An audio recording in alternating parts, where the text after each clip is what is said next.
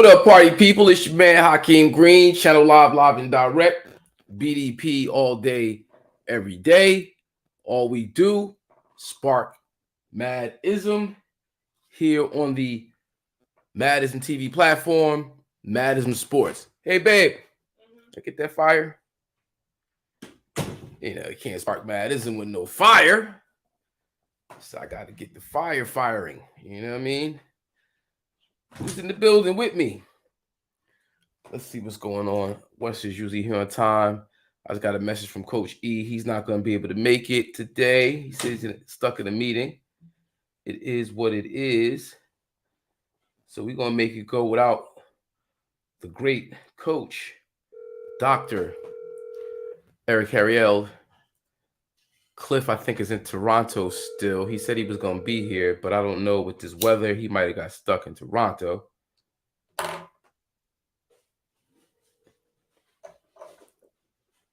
And Wes is, I don't know what's up, Mr. West. But Hakim is in the building, you know. It's got to keep it going. Your call has been forwarded to an automated. One monkey don't stop no show, but maybe three monkeys stop a show. You know what I mean? Shit, dude. So anyway, it's your man, Hakim Green. This is episode 90 of Madism Sports. Of course, we got the Madism TV platform, which is a one-on-one interview platform with myself as an individual bringing different guests to talk about the culture, be it, music. DJ Dax is in the building. Peace, famalam. Be it, hip-hop culture, pop culture, the culture of America, politics, entertainment, music, whatever. That's what we do on Madism TV. But Madism Sports is dedicated to sports entertainment, sports politics, the impact of sports on the culture. So the conversation kind of moves around. But every week in, week out, we start with a video selection by myself. I got a project out now called Aubrey, Aubrey. Aubrey. And I have this single called Real Hip Hop for the People.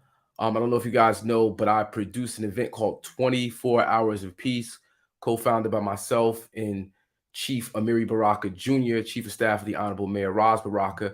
We created this organization, this company, this movement, this event, 24 Hours of Peace, to push peace, love, unity, safely having fun, change the narrative around hip-hop culture, change the narrative around Black and brown communities and those involving themselves in hip-hop, entertainment, culture, the like. Do something different, man. Put a different face on it. It's been a phenomenal 13 years we've been doing this in Newark, New Jersey. Big shout out to the great city of Newark, New Jersey. Big shout out to the mayor, Raz J. Baraka. Big shout out to Amiri Baraka Jr., co-founder of 24 Hours of Peace. Last year's event was phenomenal. We had 20,000 people show up. We had some huge artists, everybody from Fabio Foreign, G Herbo, Rowdy Rebel, Fabulous, Mr. C, CL Smooth, Faith Evans, Pam from Total. Who else we have? I mean, we had tremendous love and support from Newark's artists. Whether it's Khalil Gibran, Jazzy, Juicy Jazz, Biddles.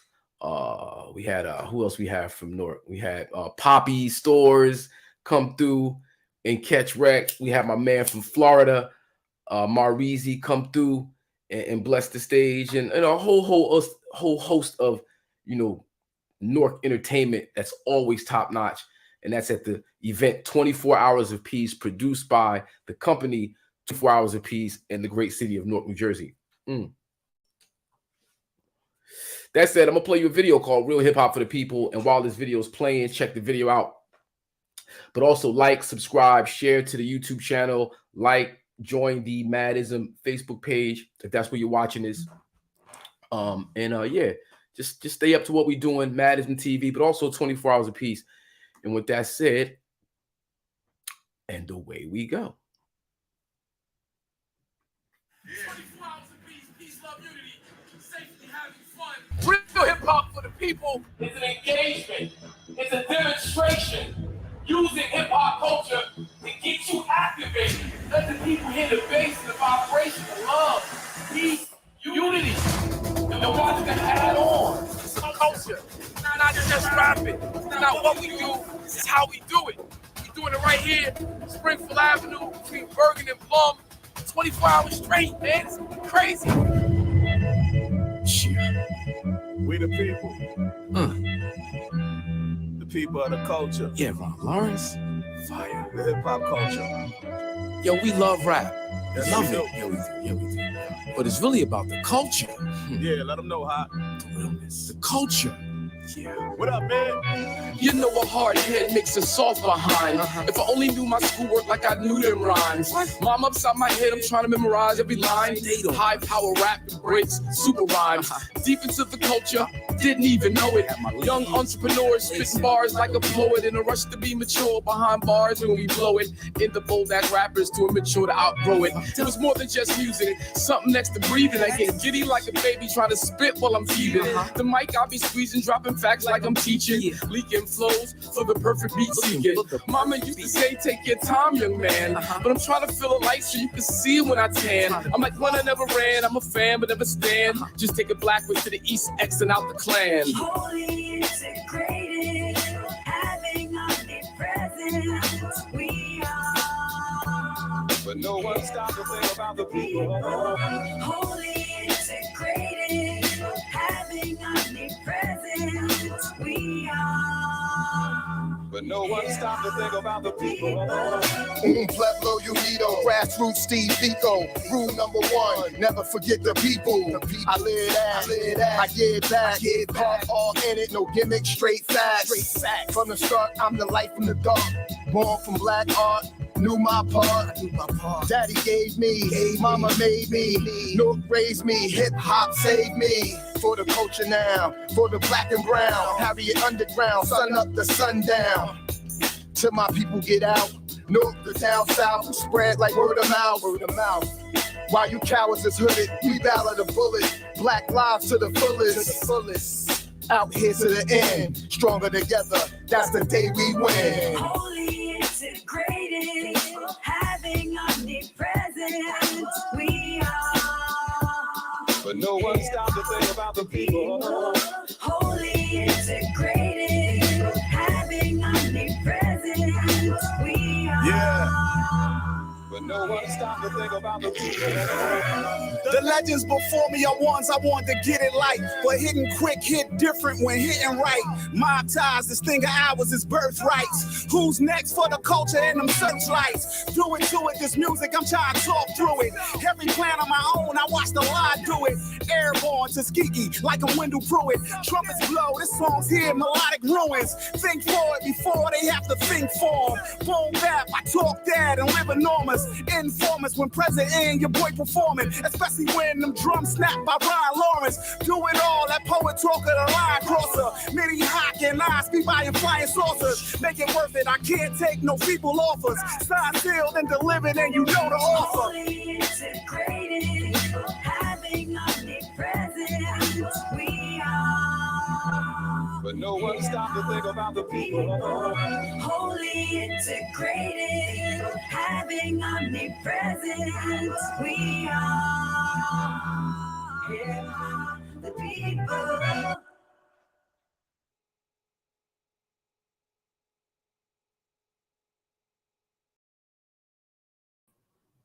Yeah, that was 24 Hours of Peace, real hip hop for the people off the Aubrey album, which is the last album I dropped. You can cop that at www.hakimgreen.com. That's www.hakimgreen.com to cop the album Aubrey featuring KRS-One, Carl Thomas, CeeLo Green, Freeway, Malik Youssef, G Simone, Amiri Baraka Jr., Do It All Kelly, which you just saw on Real Hip Hop for the People, along with G Simone. Big shout out to everybody who participated. Ron Lawrence produced the entire album, legendary producer. Check the catalog. Ron Lawrence rings bells. Hitman, salute. Who else is involved? I want to shout out Domingo Padilla, Domingo, who mixed and mastered the album. I want to give a big shout out to DJ PP Armstrong, who did the cuts on the cipher and took a test. Yeah, real hip hop, y'all. Took a test in the cipher. Had my man DJ PP Armstrong cutting it up, and he caught wreck. So definitely check out the album Aubrey. And that was real hip hop for the people. What we're gonna do is, I gotta right now at the top of the key. I got the ball behind my back, and I'm trying to switch to play. I'm calling rotations. I'm trying to create some movement. My guest panel, Cliff, is at the Raptors game in Toronto. Wes is with the family, and Coach E just hit me and told me he's in a meeting and he's not going to be able to make it. So I made some phone calls right fast. I got Pearl Flanagan, who's, somewhat of a regular family. He's going to hop in the building in a few minutes, and I'm going to make some other calls to see if we can get some guests on just so we can keep this going. This is episode 90. This is the first time that my host panel didn't, show, but, hey, man, you got to make it happen, got to make it roll, and that's what we're going to do. So in the meantime, in between time, I'm going to throw up another video from the Aubrey album, this joint that I have called The Cypher, which features the Blastmaster himself, KRS-One.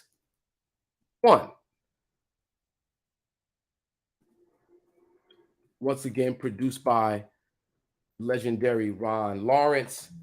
Scratches by DJ PP Armstrong. Let me bring this back. Okay, boom.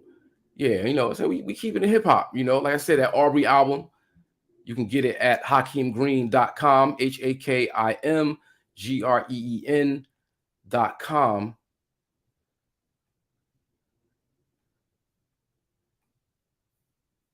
And yeah, it's how we're gonna do it. 3,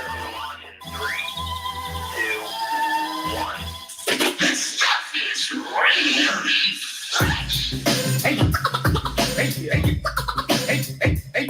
Yo, what is a cipher? Yo, what is a cipher? What is short? What is cipher? It's called the cipher. What is a cipher? The cipher is a circle with all points connected. When you get your boogie off and the weak get disrespected. The cipher is so sacred, takes place on hollow ground. B-boys seek the battle on a mission to follow sound. Beatbox DJ banging on the table is the way we settle beef since the days of Cain and Abel. Ask Pop Master Fable, the jams of DMC. With DJs battle for world supremacy. The cipher's not always round, but always on the square. Breakers be on the ground, but I'm gonna put the weed in the air. The cipher's like the wheels of steel and scratch, it makes me itch. I get hyper with the lyrical skills when the DJ catch my pitch. When the fader's being switched, everything live in the mix, but still off the cut like I wear it on my wrist. What is a cipher? What is a cipher? The cipher, the cryptic writer, the mind igniter. I'm a rhymer designer, a line after line of rhymer. See, I'm an 80s rhymer, the crazy kind of you can't phase me rhymer. I write raw shit like I'm writing no baby diapers. I blaze these ciphers with basic shit. Savage, I'm one that killed for 8 type of shit. Hit after hit, all classics, spit in the grit. You talk that hickory dick, you getting lickety split. This what you get, you ain't taking nothing from me. The goat that steps to KRS is the goat that's getting curried. Brain matter, I'm the original face slapper. It's been so many years, you must have forgot we used to chase rappers. Now I'm bust on these nappy-headed hoes, I must. You ain't bad boy, talk big, get your eye puffed. That fake shit's not us, you know how Fresh Prince is. Career killer, I write death sentences. Hey, yo, what is a cipher? Hey, yo, what is a cipher? What is a cipher? What is a cipher? What is a cipher? Time is of the essence, every breath another second. I'm down with martial law, fighting through the game like Tekken. I ain't got no weapon when I camel walk like Johnny. Ringing bells when I rock the mic is poison like I'm Ronnie. Bob and weave through the edition, pull off in a new edition. Rapping is fundamental, whack MCs be steady riffing. I just stay in my lane when I'm on a scout like Kiffin. Look for volunteers when there's a drought, I'm in the kitchen. Cooking up some special trees, not talking trout when I'm fishing. I cruise through a hunt with heavy clout when I'm on a mission. I'm special with the verse, every line in education. While y'all wrestle with the verse, I rhyme and meditation. Standing on one leg, balanced on the lotus, but still packed an eye for judgmental niggas who ain't the SCOTUS. You can roll with this when you done past the lighter. Rhymes going counterclockwise around the cipher. What is a cipher? What is a cipher? What is a cipher?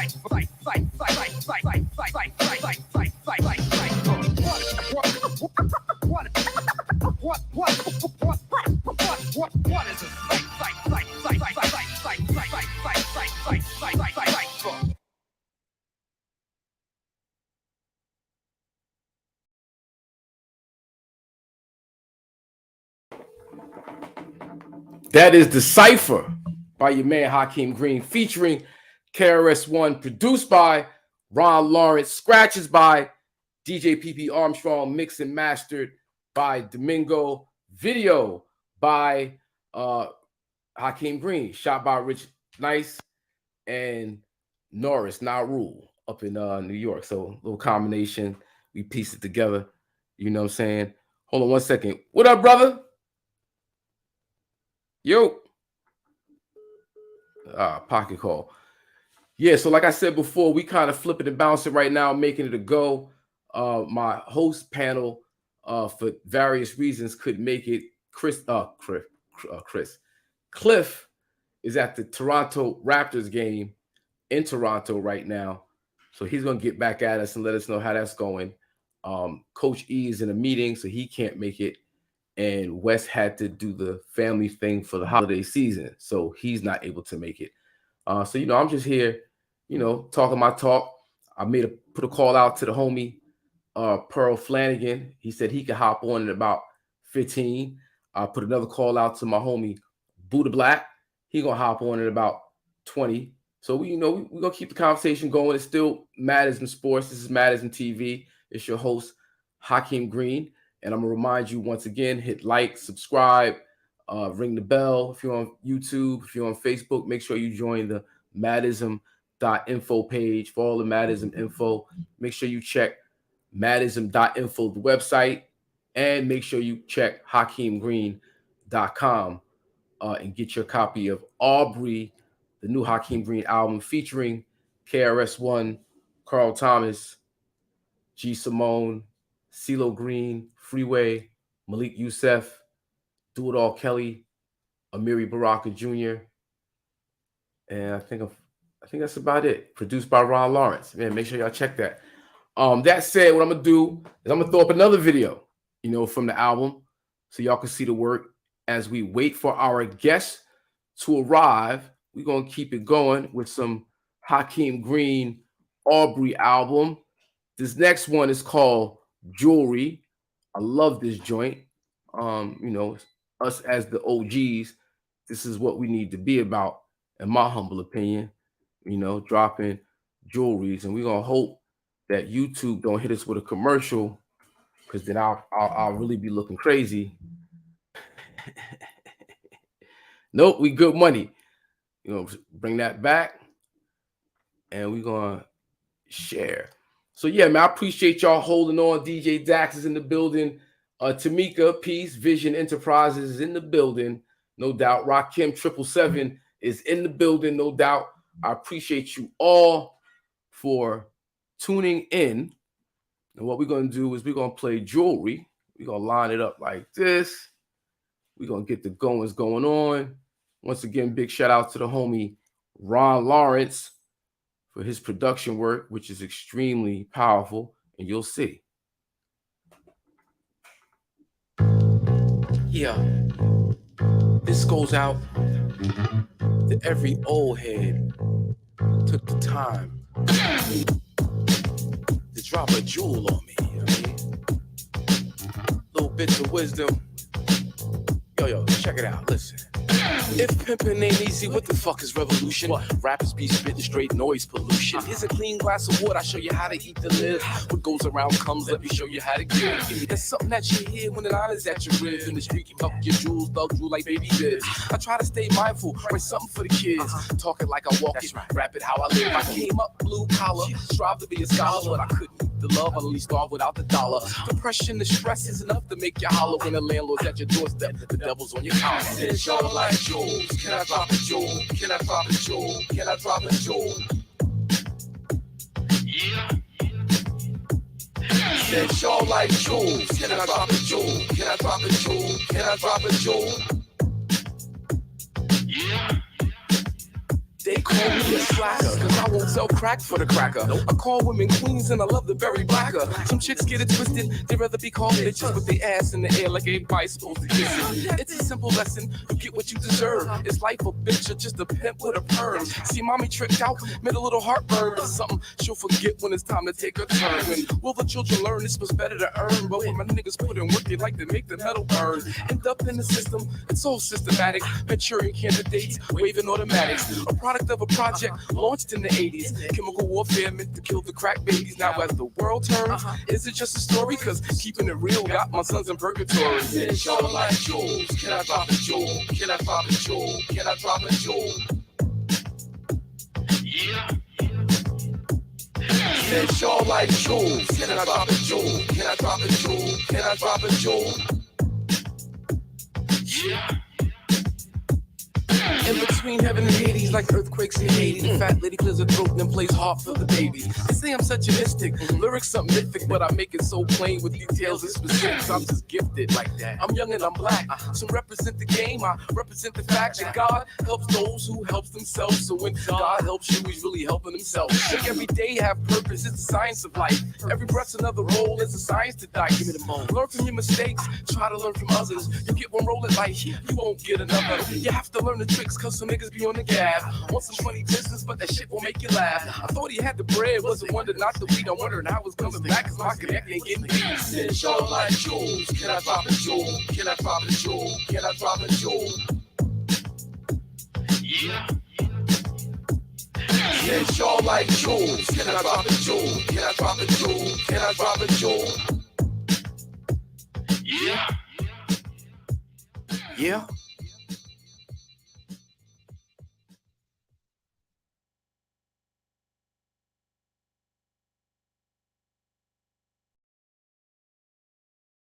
Cheers, your man Hakim Green, Channel Live and direct, BDP all day, every day. All we do is spark Madism over here on Madism TV, Madism Sports Program.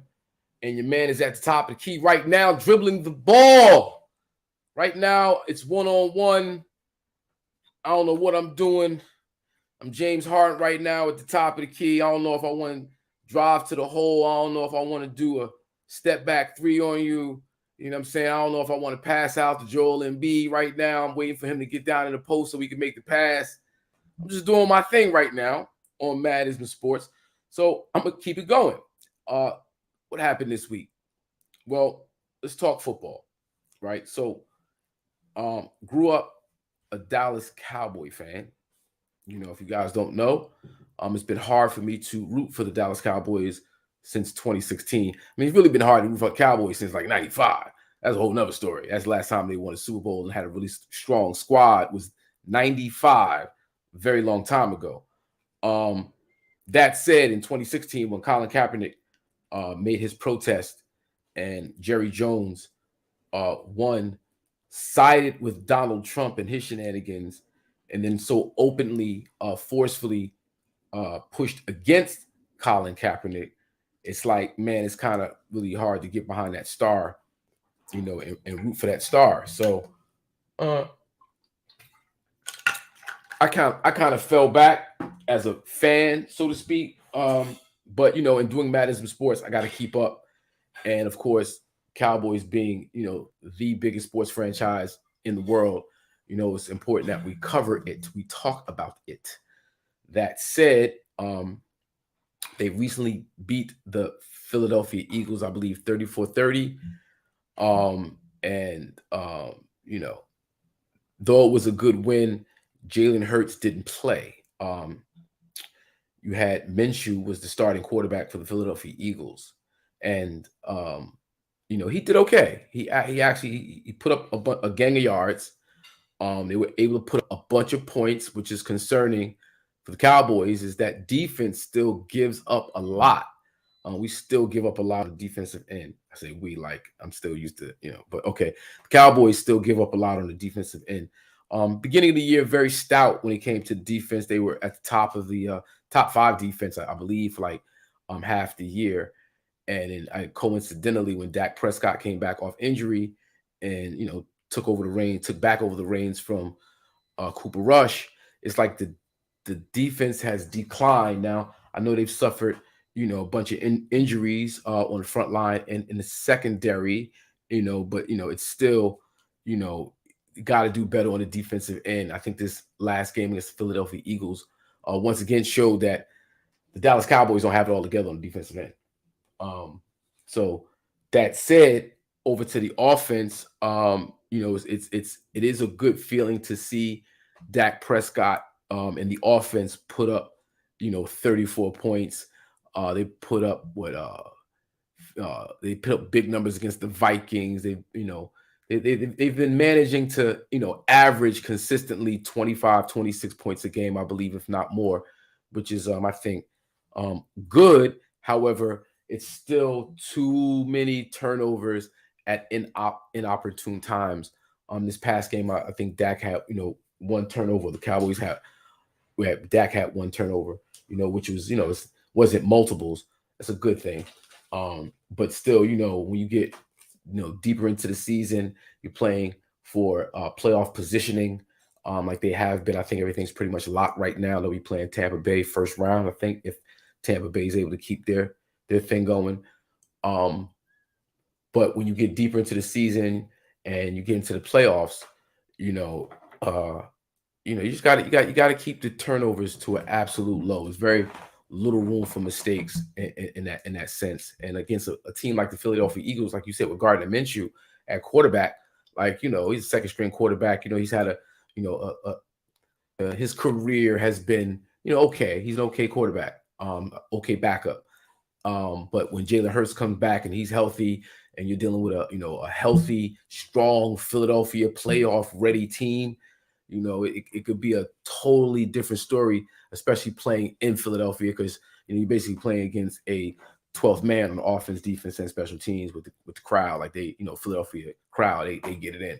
So that's going to be extremely, if Dallas is able to make it that far. Now, saying we're looking at the Buccaneers first round of the playoffs, still Tom Brady, Tom Brady's Tom Brady. And, you just can't front on a quarterback with his championship pedigree. And if the defense for Tampa Bay is able to step up more than what they've had during the season, and they get them extra receivers, Mike Evans, what's the other boy? Come on, give it to me. Somebody type it down there. You know what I'm talking about. The other receiver for the Tampa Bay Buccaneers. Come on. All right. Anyway, they get all cylinders clicking. Fournette is doing his thing on the ground, and it's just rocking. It could be dangerous for the Cowboys in the first round. So all that said, let's look at this schedule right fast and see what it looks like. Who just popped in? What up, JT? Yo, JT, you want to get on the show? Send me hit me over on, send me an email to HakimGreen7@gmail.com. Let me bring you on the show. I need some help right now. That's if you up to it. I'm over here at the top of the key dribbling. You know what I mean? It's crazy right now. Cliff is in Toronto at a Raptors game. Coach E is in a meeting. And Wes is with the family. I'm hoping Pearl is going to hop on at some point, and so is Buddha Black. I'm just trying to make it a go, man. If you could hop on and let me know what's down here in the comment section. Let me know if you can make it. You know what I mean? I'll send you the link and bring you right on in. We can have this conversation. Because right now, Hakim is at the top of the key. Doing my James Harden right now. Just drilling. You know what I mean? But yeah, let's look at the schedule.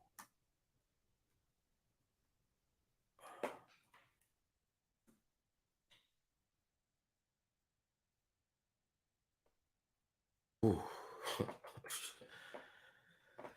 So yeah, Cowboys got the Titans on Thursday.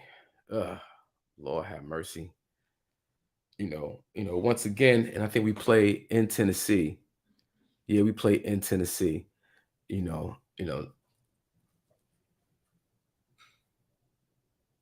What's up, brother Brazil here? What's up, bro? I'm gonna take that with utmost respect. There we go. Hello, brother Brazil here. Peace, peace, peace, peace, peace. I hope all is well in Brazil. I've been there back in the day. Went to Sao Paulo back in the late 90s. Had a great time. Spent like 2 weeks there. It was awesome. So big shout out to them. But, Cowboys at Titans, Cowboys against the Texans was a rough one. And you saw it was a close game last week in Philly. When Phillies came to Dallas. It's like you never know. You want to go into the playoffs strong, and a team like Tennessee, their defense is going to come ready to play. That with Vrabel being coach, he's all about defense. And Dallas Cowboys have had a horrible time with the run, with the run game. And when you got Derrick Henry, he could easily run for 150, 160, 170 yards on you, which isn't, doesn't in Tennessee, another home, I don't know, it's tough. But we'll see, and hopefully the Cowboys can roll into the playoffs strong.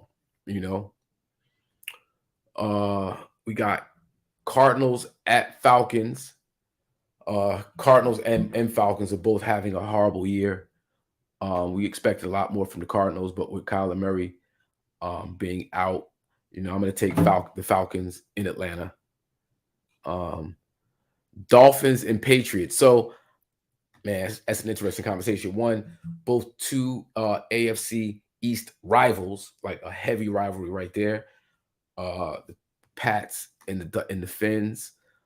We see Tua is in concussion protocol. How Miami's handling Tua is, concerning in terms of, he second quarter, he bumps the back of his head, which seems to have led to his concussion symptoms. And it's, considering what happened to him in the beginning of the season with the Bills and Cincinnati being a concussion protocol in at least one as a result of one of those games. Both injuries in those games were like crazy head, injury. A lot of concern about the Dolphins organization and how they handle it. And they should have maybe sat him in that second game. And whatever. To see this happen in this game, when it's the second quarter, he clearly bangs the back of his head, and then you see in his performance the rest of the game just goes downhill. He starts off the game hot, doing this thing. I forget what the exact numbers were, but he was doing his thing, and then the rest of the game is like he just wasn't there. And the Dolphins, because of the other two situations, are supposed to have somebody specifically to watch out for him and concussions and head injury and head trauma because of the other two injuries that happened this year. Now, we concussions, CTE, as these football players are getting older, they're going through life. Cognitive decline is setting in at a very early age for a lot of these ball players. Suicide as a result, mental issues. We see a lot of things happening with head trauma as it relates to their play in the NFL. And, with Tua having 3 injuries now and one season, I've been saying for a while, I think the Dolphins are going to replace Tua. I just had that feeling. I didn't necessarily think it was going to be because of injury. I thought it was going to be because of his play. And he's been lighting it up. At one point, he was candidate for the MVP, which was crazy. He was doing his thing. You got Tyreek Hill on one side. You got Jalen Waddle on the other side. two of the top probably 5, 6, 7 receivers in the league. You know what I mean? Like you got Tyreek Hill, like that in and of itself. I mean, it's like amazing.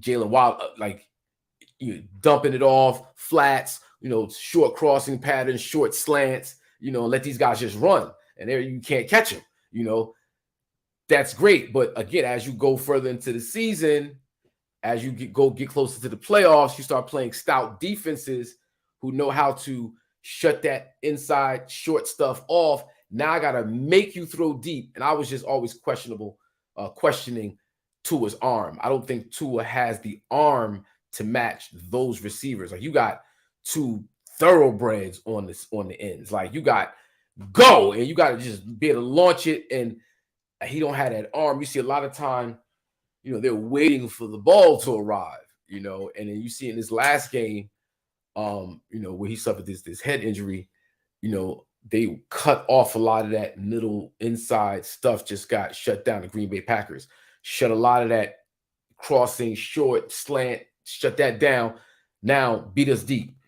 So all that said, I thought Tua was going to be replaced just to be able to match the talent that they actually have at wide receiver. But it seems he might get replaced because of head trauma and injury and how they handle that whole thing. It's like the concussion situation with the NFL is extremely severe. Like, it's a physical sport. It's a contact sport, like full contact.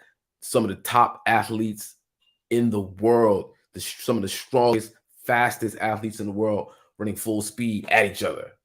Like, just, over time, you're just going to see an effect. That's just common sense. So with that particular brother, we hope and wish the best for him. And we'll see what happens with the Miami Dolphins going forward. As for the Patriots now, Matt Jones, very interesting person, because there was a play where he fumbled or they threw an interception, whatever it was. It was a turnover. And you had the person with the ball running, full speed. He's going to get the touchdown. He's going. He's gone. I'm going to pull it up, actually. He's going. And then you have defenders running after him who were not going to catch the brother. Matt Jones throws a low block at one of the defenders who are offensive guys who are now on defense because of a turnover. Like, he cut him. It was a very dirty play, a very dangerous play because, you got head trauma. We talked about that. But, your knees are everything for football players. Like, if you don't have legs, your career is over. And to throw that type of block is just inexcusable. So I'm going to play that so you guys can see what I'm talking about.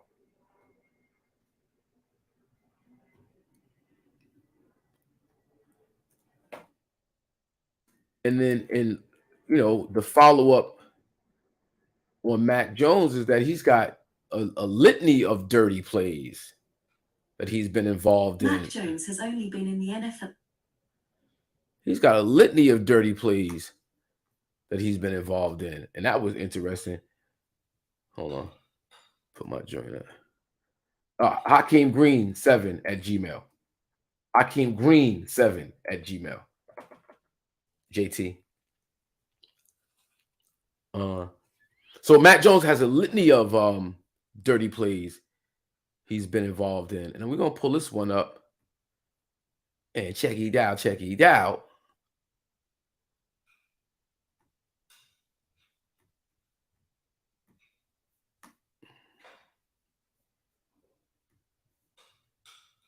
Mac Jones has only been in the NFL for just under 2 years, but he already has a reputation for doing dirty things on the field, and that reputation will only grow after you see what he did during Sunday's loss to the Bengals. In the fourth quarter, the Bengals defense picked up what they thought was a fumble and tried to return it for a touchdown. The refs, however, blew the play dead and called Jones for intentional grounding. But what the Patriots QB did during the Bengals return attempt is something that should be called out, because it was dirty and unnecessary, and he's lucky he didn't injure Bengals DB Eli Apple.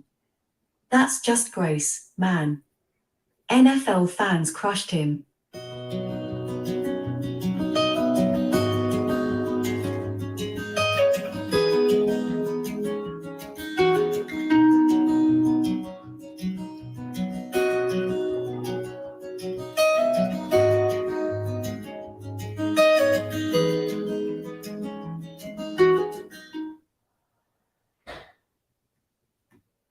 Yeah, so as you see, Mac Jones is being labeled a dirty player, and after seeing that, with good reason, because you just don't do something like that, on any level of the game, whether it's Pop Warner, uh, high school, college, professional sports, you know, you just don't do that.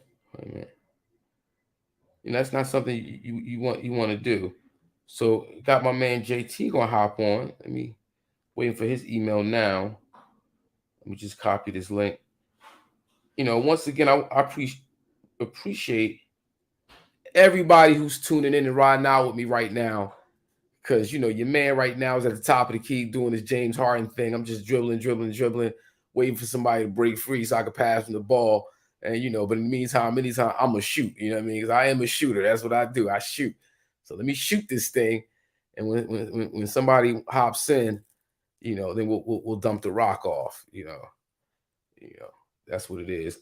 So until then, waiting for JT to send me an email, and I'm gonna send a link out to him. And Mr. Errol Flanagan, aka Pearl, the great point guard from East Orange, New Jersey, Hofstra University. He's gonna hop in with us and kick it, and hopefully we'll be on long enough. And our brother Buddha Black could get some of this work over here. You know what I mean? So all right. I'm in the building waiting for you, JT. As soon as I get that email, brother, I'll send you the link. Until then, let me go down this NFL schedule and see what's next. Oh, but more on Matt Jones. He's really not great. We kind of all know that. We know Cam Newton was there before he got drafted. And there was a lot of controversy on how, Cam Newton was moved around. It was kind of whack how they played him out like that, in favor of Mac Jones. So to see Mac Jones not really be able to execute, a winning team, a winning offense, along with him being a dirty player, it's kind of like, that's what y'all get. I know the Patriots is America's team, and I'm not necessarily against the Patriots. Hopefully we can have Mr. Eric Nix on next week. Patriots is his favorite team, and I want to talk about all this with that brother. But it's good to see these jokers catch some lumps. You're going to play foul, and you get what you get, and that's what it is. And, it's kind of interesting to see Bill Belichick struggle since Tom Brady left, proving that it was Tom Brady the whole time. I even thought it was more Bill Belichick than what it was, but we see, it was Tom Brady. You look at his Bill's resume prior to Tom Brady, losing record. While Tom Brady, he's the greatest coach of all time. After Tom Brady, womp womp. You know what I mean? Womp womp womp womp womp womp. So, I think we gotta reassess Coach Bill Belichick and his place on the pantheon. You know what I mean? I think we gotta do that. So that's that Patriots Miami game. All that said, I'm gonna take Miami. Saints Eagles at Eagles. Man, it's hard, man. It's hard, bro. I can't even front on you. What up, Robert Swinney Jr. is in the building. So it's hard, man, that I gotta rock with the Eagles. Like I said, man, I grew up Cowboys. I grew up, man. From Jackie Smith dropping the touchdown pass in the end zone. You know what I mean? Ever since then, the Tony Dorsetts, the Roger Starbacks, the Harvey Martins, Too Tall Jones, Charlie Waters, Everson Walls. You know what I mean? All, Ron Springs, all them jokers. Robert Newhouse, all them jokers. Doug Cox, all them jokers. I was rocking with them heavy. So you say Eagles, I'm like, Eagles? Really? The Philadelphia Eagles, nah, man, trash. I remember the battles in the 90s for the NFC East and who was going to go to the Super Bowl. And we used to mop the NFC East in the 90s. Used to is the key word, though. Used to. Key word, key phrase. Used to. Eagles caught a little Super Bowl a few years ago. You know what I mean? They've been kind of doing their thing. Dallas has been MIA, and I don't mean Miami, since 95. And Tony Romo years was rough. It was Fugazi, front runners. But at the end, it was wither away. We're kind of seeing a little bit of the same thing with this version of the Cowboys. You know what I mean? It's kind of crazy, And I'm looking at the Eagles like they just seem like they got it put together. They just do. Offensively, defensively, running game, receiving, Jalen Hurts' leadership personified.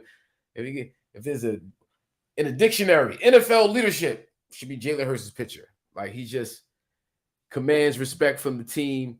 He puts the work in, and he executes, and he keeps the turnovers to a minimum. And that's key right there, ladies and gentlemen. Mistake-free football will take you a long way. You don't always have to be the most dynamic. You don't always have to, be the most, gifted, the most talented, have the best athlete. You don't always have to, but if you can, execute and play mistake-free, no turnovers, and you can take advantage of other people's mistakes, you should fare pretty well in the NFL, especially in the playoffs. History has shown us, you know what I mean? So, I'm taking the Eagles, but that's it. Colts, Giants. Colts looks like a disintegrating organization right before our eyes. It's crazy. The Giants, Giants look strong in the middle of the season, and they start having problems. Daniel Jones ain't it in New York. We know that. But Saquon Barkley is still Saquon Barkley. And, they got some other things happening where I think the Giants will beat the Colts. You got the Panthers at the Buccaneers. It was a very interesting game.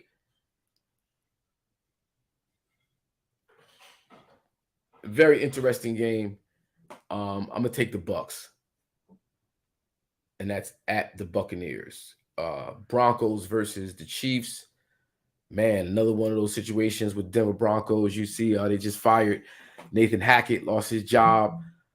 Russell is like, man, it's really sad to see what's happening to Russell Wilson, though word on the street is that he may be deserving of a lot of this negative energy that's surrounding him in his play and his execution of this Denver offense. But I've kind of liked Russell Wilson's game since he was at Wisconsin transferring from NC State. I saw him on a behind the scenes thing. I think that ESPN did or HBO, one of the two, where they go behind the scenes and they follow players. And I was just extremely impressed about his focus. It was his transfer year. It was his first year at Wisconsin. And man, he level head. He went in there and won the starting job. I forget what their record was, but he did very, very well that year. He gets drafted by the Seahawks, and though they had a Legion of Boom, a very stout defense, and defense was a large piece of those championship Seahawk team and those stronger years. But Russell played, he played his part, man. He stepped up, and we've seen him do some miraculous things off script, which seems to be his forte, being able to do things off script, and then him being older now. Not having the athletic ability is hindering him being able to produce off script, is what they're saying. But aside from that, they need a lot of help in Denver. They got a new ownership group that just inherited the team since Russell Wilson and Nathan Hackett. We'll were hired. So it's going to be interesting to see what happens with Denver over the next couple of years in terms of the pieces they make from GM all the way down to who's that new quarterback. They got to hire somebody to play, not play, but be the coach. And we'll see how that works out. But, that said, it's another one of those organizations that need help, and they're at the Chiefs, which is my pick to represent the AFC in the Super Bowl. I think that Patrick Mahomes is the best quarterback in the NFL right now. He's been so over a long period of time. And he just, man, he exhibits greatness, man. I can't even. He just, he's a free spirited athlete, who takes a lot of chances, but he believes in himself. He knows in himself, I should say. From running the ball to passing the ball, in the pocket, out the pocket, improvisation. He's the whole package, and you got probably the best tight end, arguably ever, but definitely in the league right now, Travis Kelce, who's, man, you can't say enough about that guy. Right? He's Travis is the Kelce brother because his brothers. One is his brothers. But anyway, Kelce, and then being able to lose Tyreek Hill, and still at the top of the AFC, playing for playing a position. I don't think it'll buy this. Oh, and you like this? So posing with the weed. What we do is spark madism. Ain't nobody smoking.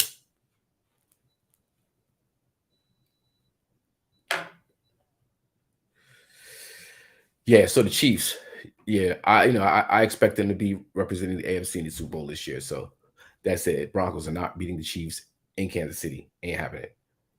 Bears, Lions. Wow. I'm gonna take the Lions. At Lions, I'm gonna take the Lions. I ain't gonna front. Don't know much about the Lions other than they've had an incredibly strong showing this year. In terms of expectation. Detroit over the last, can't even count how many years, has been a very subpar football team. Every year they're missing the playoffs, single digit wins, if more than 5. Like they just always at the bottom of the barrel. And this year they had some extremely impressive wins. And they played up, I don't think they're quite there yet, but I need to do more research. In that sense, because like I said, I don't really know too much about that team. I know Jared Goff is the quarterback, and he was the quarterback for the Rams. They got rid of him for Matthew Stafford. Won a Super Bowl with Matthew Stafford. Last year for Goff was again shaky. It's the Bears was first year, but this year he did very, very well. He picked it up. So we'll see what happens. Of course, the Bears have Justin. What's the boy's name? Come on, man.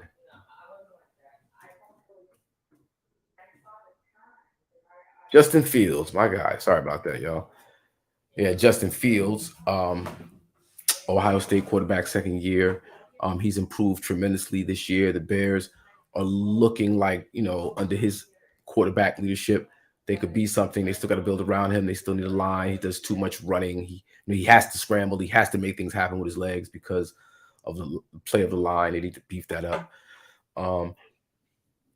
Bears defense, I'm not really sure how they've been this year. Of course, the Bears defense is always, a problem or shows better than the offense. And I think this year is no different. But that, Justin Fields needs some pieces around him to really make things work. And, we're looking forward to that. That said, I'm going to take the Lions in that one. Browns versus Commanders. I'm going to take the Browns versus the Commanders at Washington. I haven't been paying attention to the Browns since Deshaun's been back. I know he's got a win or two. I think he's got a win. And we're just excited to see that brother play. The future is what we're really concerned with him, but his development this year and how he picks up the offense and how he could shake off the rust is something that we're looking out for. And they're at the Commanders. We'll see, but I'm gonna take the Browns. Jaguars, Texans. I'm gonna take the Jaguars. Trevor Lawrence, man, I'm really liking his development under Doug Peterson. You know, they got somebody in there who knows an offense, knows how to work with a QB. Was there to serious coach the team, not like Urban Meyer was kind of just there to kind of collect the check and do his thizzle. Doug Peterson is about it. Trevor Lawrence is picking things up nicely. I expect big things out of Trevor Lawrence, and I think it's going to be exciting for Jacksonville Jaguars to have a solid squad. Few years they've shown improved. But we want to see them have a continually successful franchise. Not that I'm gonna be a Jaguars fan, but it'll be good to see Jaguars, get serious. And I expect them to do that with Trevor Lawrence because he's an incredible talent that I hope does not go to waste. And the Texans, they can go 0 for whatever. I can give them whatever the way they do business and get down. It's crazy. You got the Niners and the Raiders. I'm taking the Niners. Man, Purdy is Purdy. Purdy is Purdy. Coach E, I'm sure, is ecstatic about how 49ers is rolling right along. That's his squad. That system under Shanahan is amazing. To see them go from Trey Lance, who really didn't do as well as we wanted him to do. However, you get Garoppolo come in and take the reins back, and the team pick up like it's nothing. Garoppolo go down, and then Purdy, third string on the roster, the last pick of last year's draft, come in and run that offense to precision and just run the system. I think it's really, really good to see. I think it's dope. And I think that Purdy's somebody to look out for. San Francisco, there's talk about Tom Brady retiring in San Fran. I think San Fran might have their Tom Brady right there. And what I mean by that is when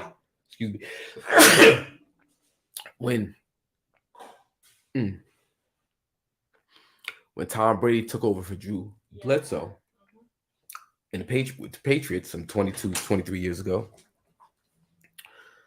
Tom Brady was the last quarterback picked in that draft. And it's somebody that we expected very little from taking over from Drew Bledsoe. Drew Bledsoe turned out to be the GOAT.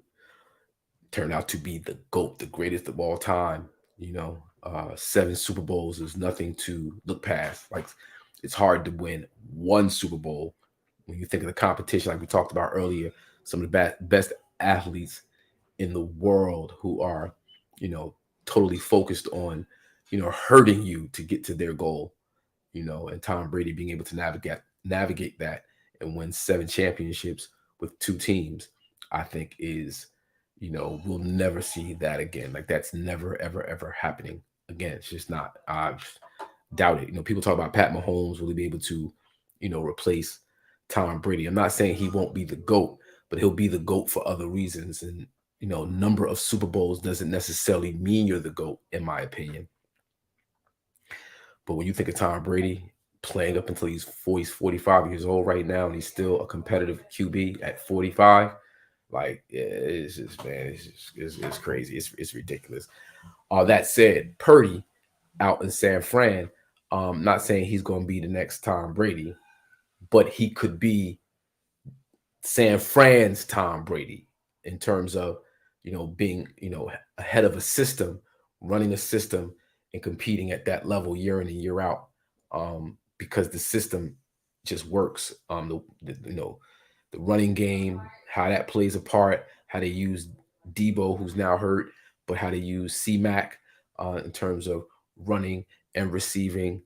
It's just amazing. It's just the defense is always stout. They come to play. I think Bosa's defensive player of the year this year. He's probably the best player. We wanted, of course, me being a Cowboy fan, formerly. Wanted to see Micah Parsons, compete for the Defensive Player of the Year, but that belongs to Bosa. And that just tells you, where San Fran's defense is right now, top of the food chain. And so if you got somebody like Purdy who can run that system, not play outside himself, not try to do too much, you could do a lot of damage. So yeah, that said, I'm taking Frisco over the Raiders because the Raiders are Wizak. We hopefully they could do better next year. I don't hate the Raiders. I don't necessarily root against the Raiders, though I have some friends who are diehard Raider fans, and it's just funny to see them when they lose because they be bout it until they lose, and it's like womp womp. But that said, 49ers over Raiders. I'm gonna take the Seahawks, Jets at Seahawks. I'm gonna take the Seahawks. Vikings at Packers. Man, I think I'm gonna take the Packers. I think I'm gonna take the Packers. It's going into the playoffs right now. Packers are still alive. Vikings. They're kind of solidified. They're already in. They're playing for a little less. It's a conference rival. A division rival. But it's Aaron Rodgers. It's you can't front on him as much as anybody else. He's that guy.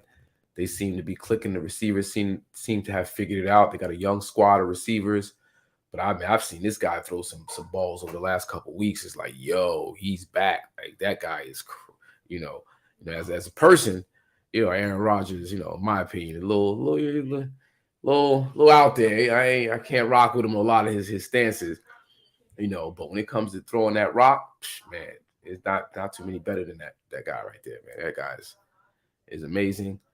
Let me see really quickly. Rams at Chargers. I'm gonna take the Chargers. Steelers at Ravens. I'm gonna take the Ravens. Lamar Jackson's back, I believe. That's gonna be good to see him do his thing. KG. I hope he comes in next week so he can talk about how the Steelers, blew the season. And Bills and Bengals. Man, that's a rough one right there, man. That's like, that's AFC. That's like, top of the food chain in the AFC right now. That's going to say a lot going into the playoffs. Who really won it. At Bengals, I'm going to take the Bengals. I'm going to take Joe Cool and the Bengals, Joe Burrow. They're at home. So I expect them to be real comfortable and relaxed going into the playoffs and, do a lot of the same things they did last year that got them into the Super Bowl. But like I said before, I expect the Kansas City Chiefs to represent the AFC in the Super Bowl, and I expect the Philadelphia Eagles to represent the NFC in the Super Bowl, with an honorable mention for the Dallas Cowboys and the Buffalo Bills. We'll see how it plays out. Let me see.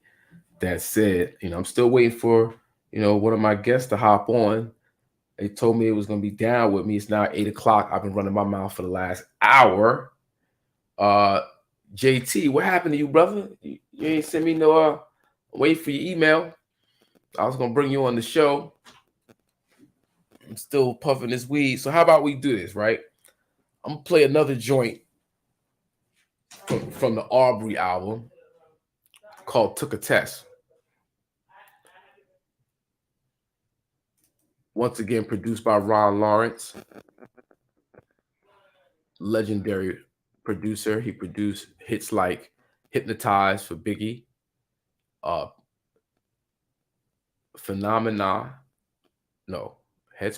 or Phenomena.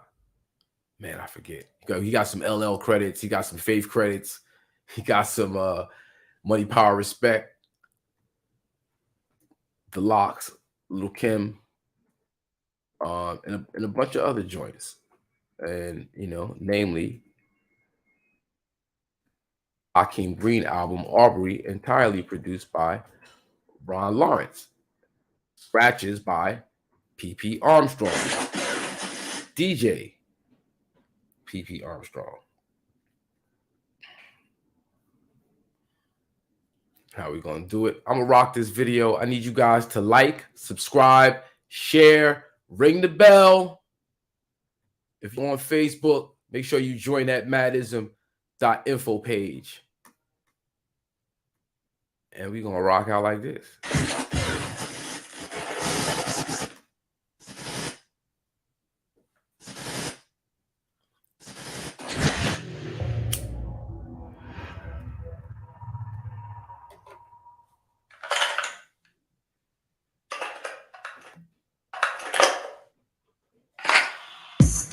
No KRS One said, Hakim, you wanna get down with BDP? You gotta take this test. You know what I mean? I was ready. Here you go. Make something from nothing by uttering the word. Niggas don't get it? I must be stuttering from the herb. Y'all be cluttering in the verbs. Hovering with nerves. I'm trying to build shelter from the oncoming purge. Donald Trump is tripping. I'm trying to stay the surge. Do it for the bricks. Expression laugh and market merge. Get my brothers out the county. See the city reemerge. I'm trying to keep it straight. More people living on the curb. Motherfuckers got the nerve. Must not have heard. I'm tired of the pimps, pushing the schemes and the curves. Fire with the bars and the fours and the birds. I'm gonna see him go to college and I make the wars on the curb. So disturbed, so stay high as a bird. Niggas want this smoke with me, you'll get served. I'm sick with technique, I'm ill with the maneuver. DJs want my effect like they were straight out the store. I talk, I'm a doer. You'll find me in the viewer. I'm so underground, the Barbie in the stew. I'm a grown man in this show world. I feel like I'm Rick the Ruler. I'm trying to be on these bars, but I'm not Robert. The rhymes I say, sharp as a nail. Witty as can be and not for sale. Always funky fresh, could never be stale. Took a test to become an MC, it didn't fail. The rhymes I say, sharp as a nail. Witty as can be and not for sale.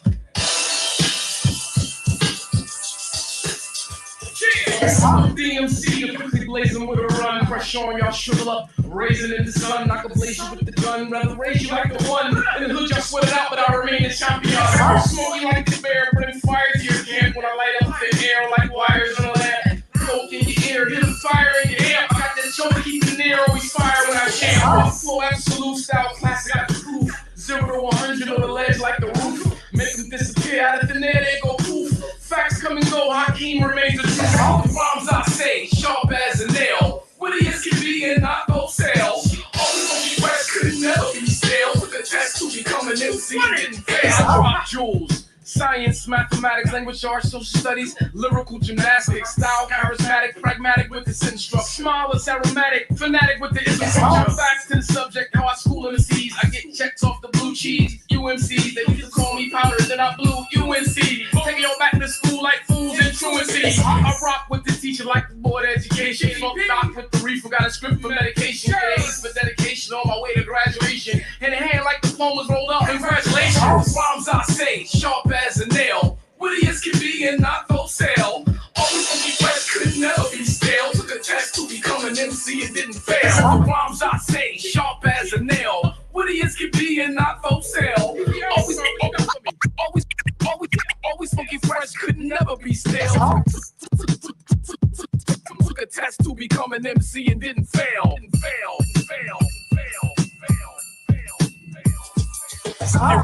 Pop, you want to get down with BDP? You got to take this test. Nigga. Keep that.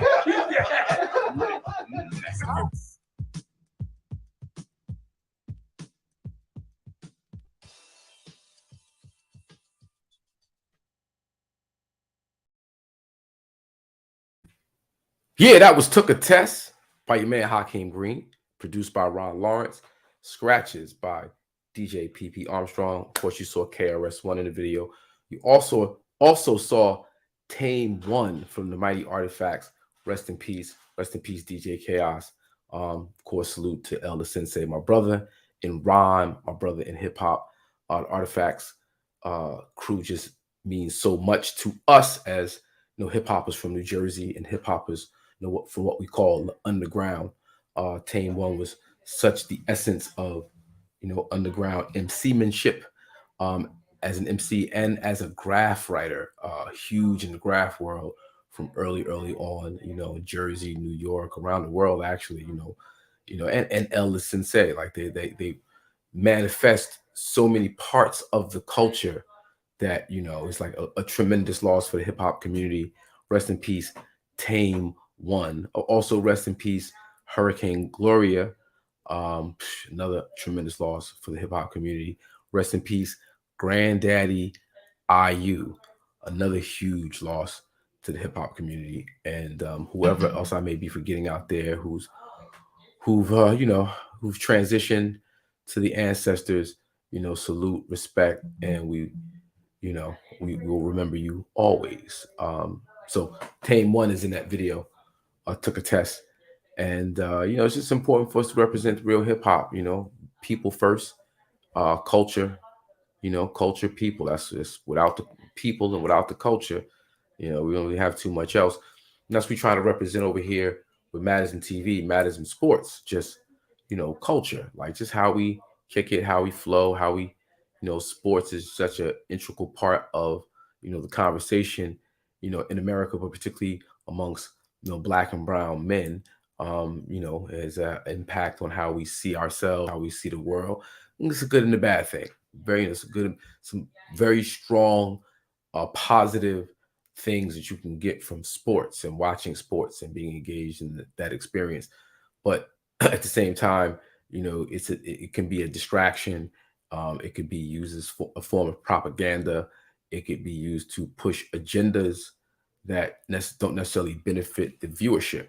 So over here at Madison Sports, we like to have that conversation as well, where we try to kind of peek through the facade and the propaganda in the program, and at the same time enjoy the sports for what it is, the athletic the competition of athletics, and seeing human beings push themselves to the very limit, in that exhibit strategies and like all that to me, and to I would say the panel, if I could speak for them. That's what kind of we get from it, and how we view it, and how we look at it. And it's just dope to be able to share that with you guys every week, every Tuesday at 7 p.m. Come All-Star break, though, we're going to be moving NBA All-Star break. We're going to be moving the show to Thursday and pick up on Thursdays. And then, cover the rest of the NBA season, which will be our next conversation right here tonight.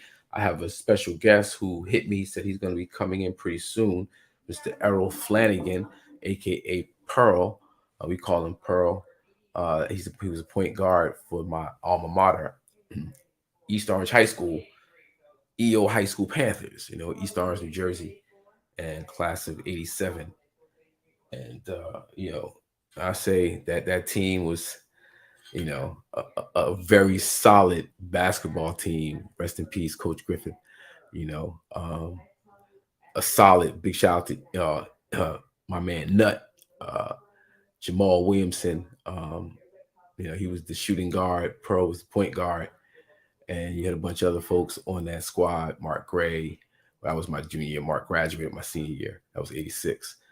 Keith Jackson, my man Billy White, and great squad, man. Watching them high school, county games, state games, it's crazy. So we're gonna have him on the show, and we're gonna talk basketball, NBA, and what's going on as soon as he makes his way in. You know what I mean? So I appreciate you guys for hanging out with me.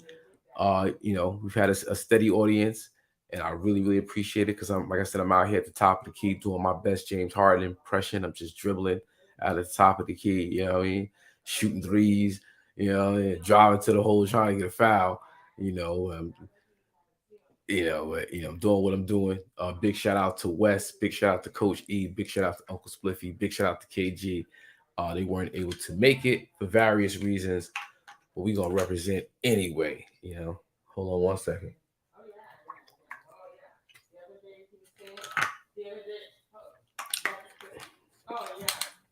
Hold on one second.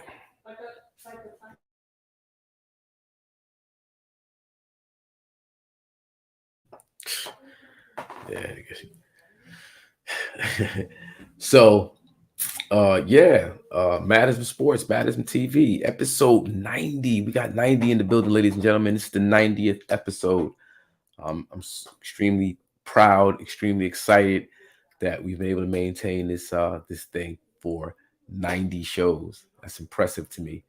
We've had some phenomenal guests come on. Last week we had Tamika Dixon, former LA Sparks WNBA champion. She was in the building, and that was awesome. And check the YouTube. Go down the list. Check all the lives. There's a list of them. Facebook. Go down the list. There's so many shows you can check out. Waiting for Mr. Pearl Flanagan, who he's in the green room, but I don't see his video. So I'm just waiting to get, his video up, and then we're gonna bring him right on in. Here we go. Here we go. Peace God, peace God, peace God. What's going on, brother? How you doing? I can't hear you. Can't hear me? Let's see what's going on here.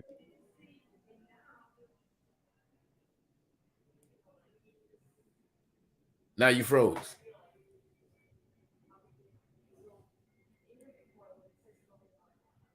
You frozen and I can't hear you.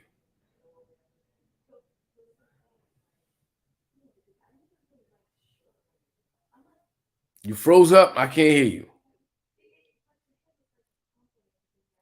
I'm gonna bring him out.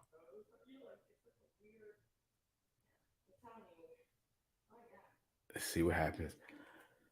So, this is the 90th show. We've been doing this for, over 2 years now. I guess that would be over 2 years. And, week in and week out, we take a hiatus during the summer. So I have to do 24 hours a piece. So I kind of shut it down. And it's the summertime. So, I don't want to hold my brothers up, from family and recreational activities that, So sometimes we shut it down. But, we rock up until the end of NBA finals. We rock out. And, it's been a tremendous thing to be able to lock in with my childhood friends every Tuesday and kick it about sports. And I appreciate you guys, like I said, for rocking with me all this time. Come on, Pearl, where you at?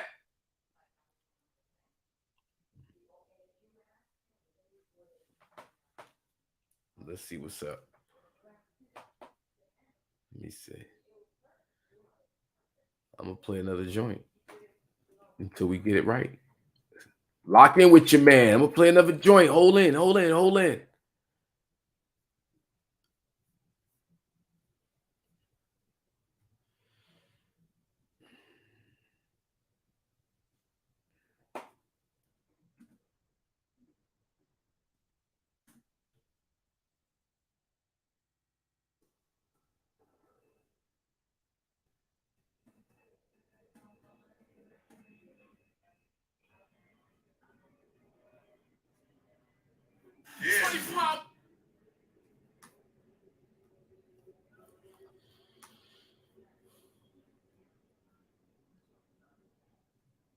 We're going to go back to that real hip hop for the people. Real hip hop for the people off the Aubrey album. Go get that Aubrey album. Yeah. 24 hours of peace, love, unity, safely having fun. Real hip hop for the people is an engagement.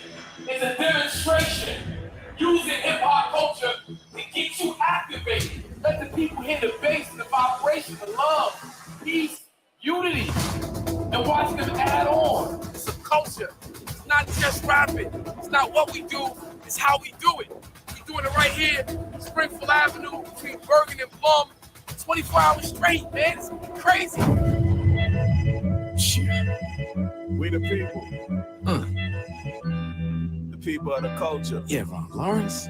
Fire. The hip hop culture. Yo, we love rap. That's Love what it. we do. Yeah, we do. But it's really about the culture. Yeah, let them know how. The realness. The culture. Yeah. What up, man? You know a hard head makes a soft behind. If I only knew my schoolwork like I knew them rhymes. Mom upside my head, I'm trying to memorize every line. High power rap breaks, super rhymes. Deep into the culture, didn't even know it.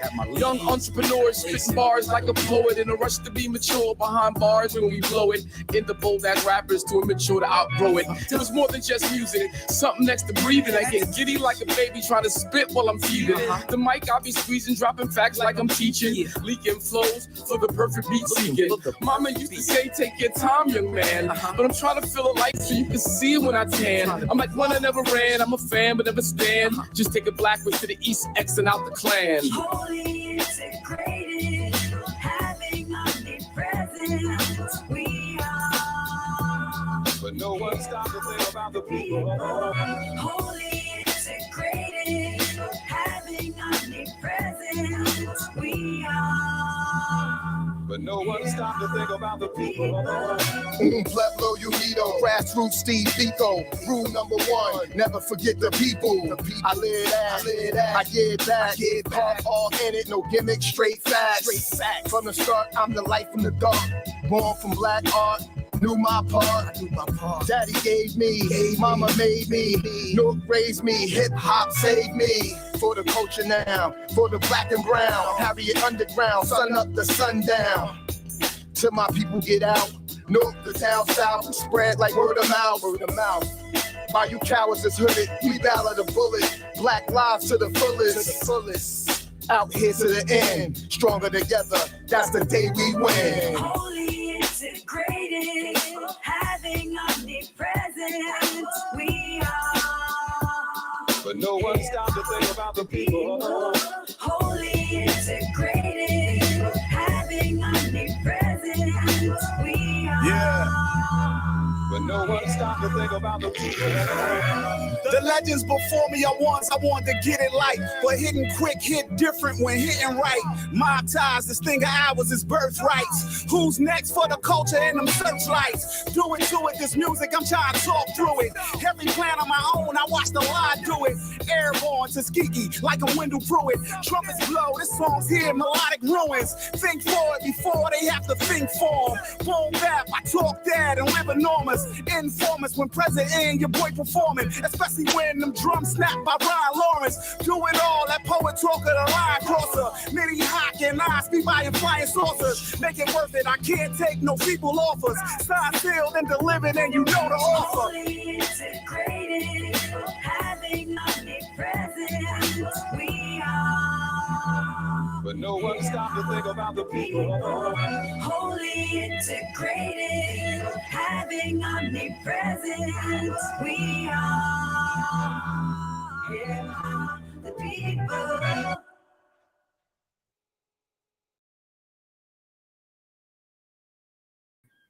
Yeah, man, that was hip hop, real hip hop for the people by your man Hakim Green, produced by Ron Lawrence, video by Rock Davis. Big shout out to Rock Davis on the video. No doubt. G. Simone, Amiri Baraka Jr., the Chief, and of course, Do It All Kelly for the Mighty Lords of the Underground, who is now Westward Councilman for the great city of Newark, New Jersey. Big shout out to him. Hip hop is in the building. This is what we do each and every week at IZM Sports, is bring you hip hop, sports, and entertainment. That's what we do. What up, brother?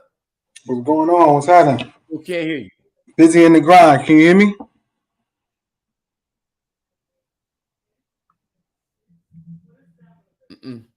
All of my stuff is open. Nope. You can hear me though, right? Can hear you clearly.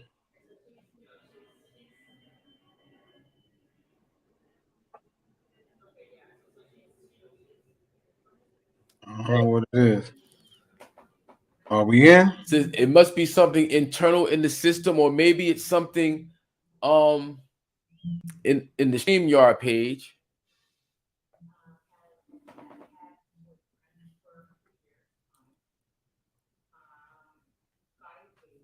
Yeah, we're gonna figure this out. We're gonna get it right. Jazz. Question. She's the tech superstar. So hold on 1 second, ladies and gentlemen.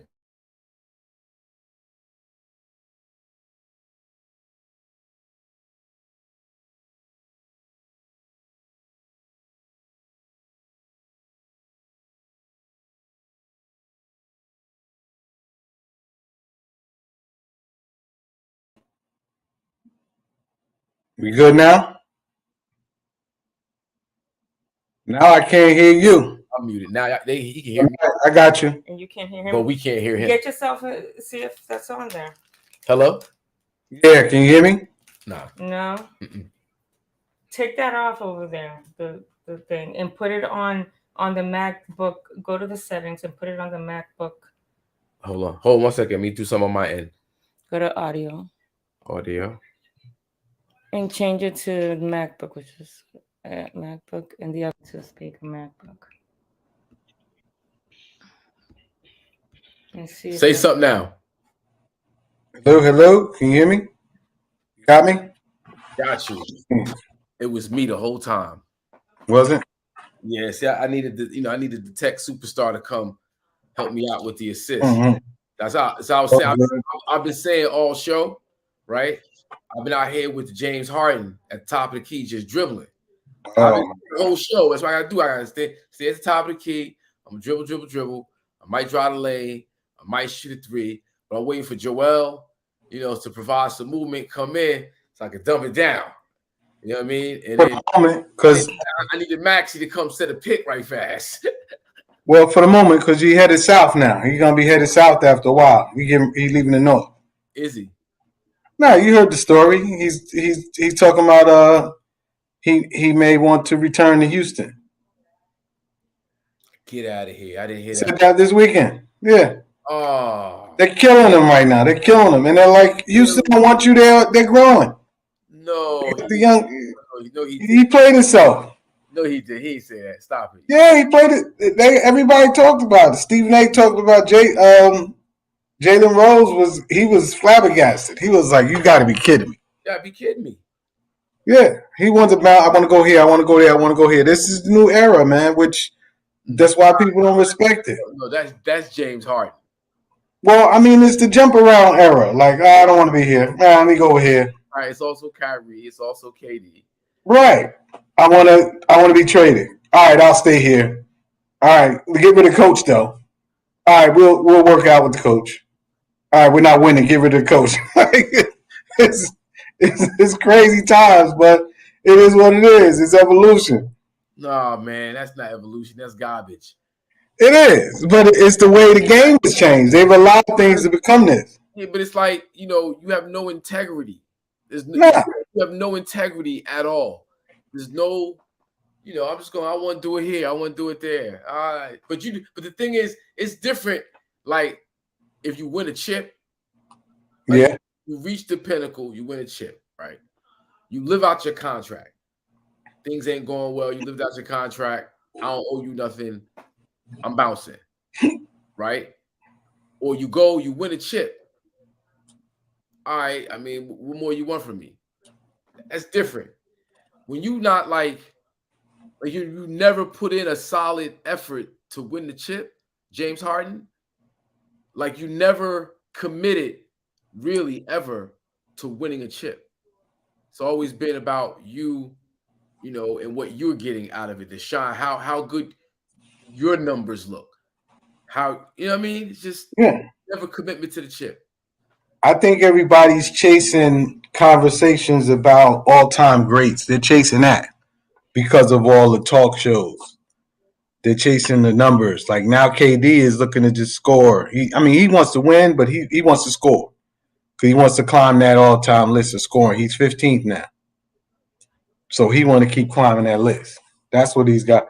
James Harden, he wants to go back to Houston because that's when he had his glory. He was scoring 30 a game. Now he's not that.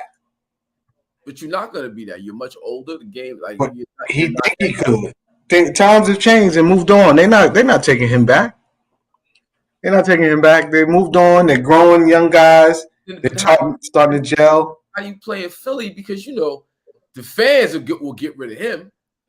Right, but that for him to even come out and say that is just terrible. It's just the sign of who he is. I mean, I guess the strip clubs ain't popping in Philly like they are in Houston. So he don't want to spend his money. He don't want to spend money there.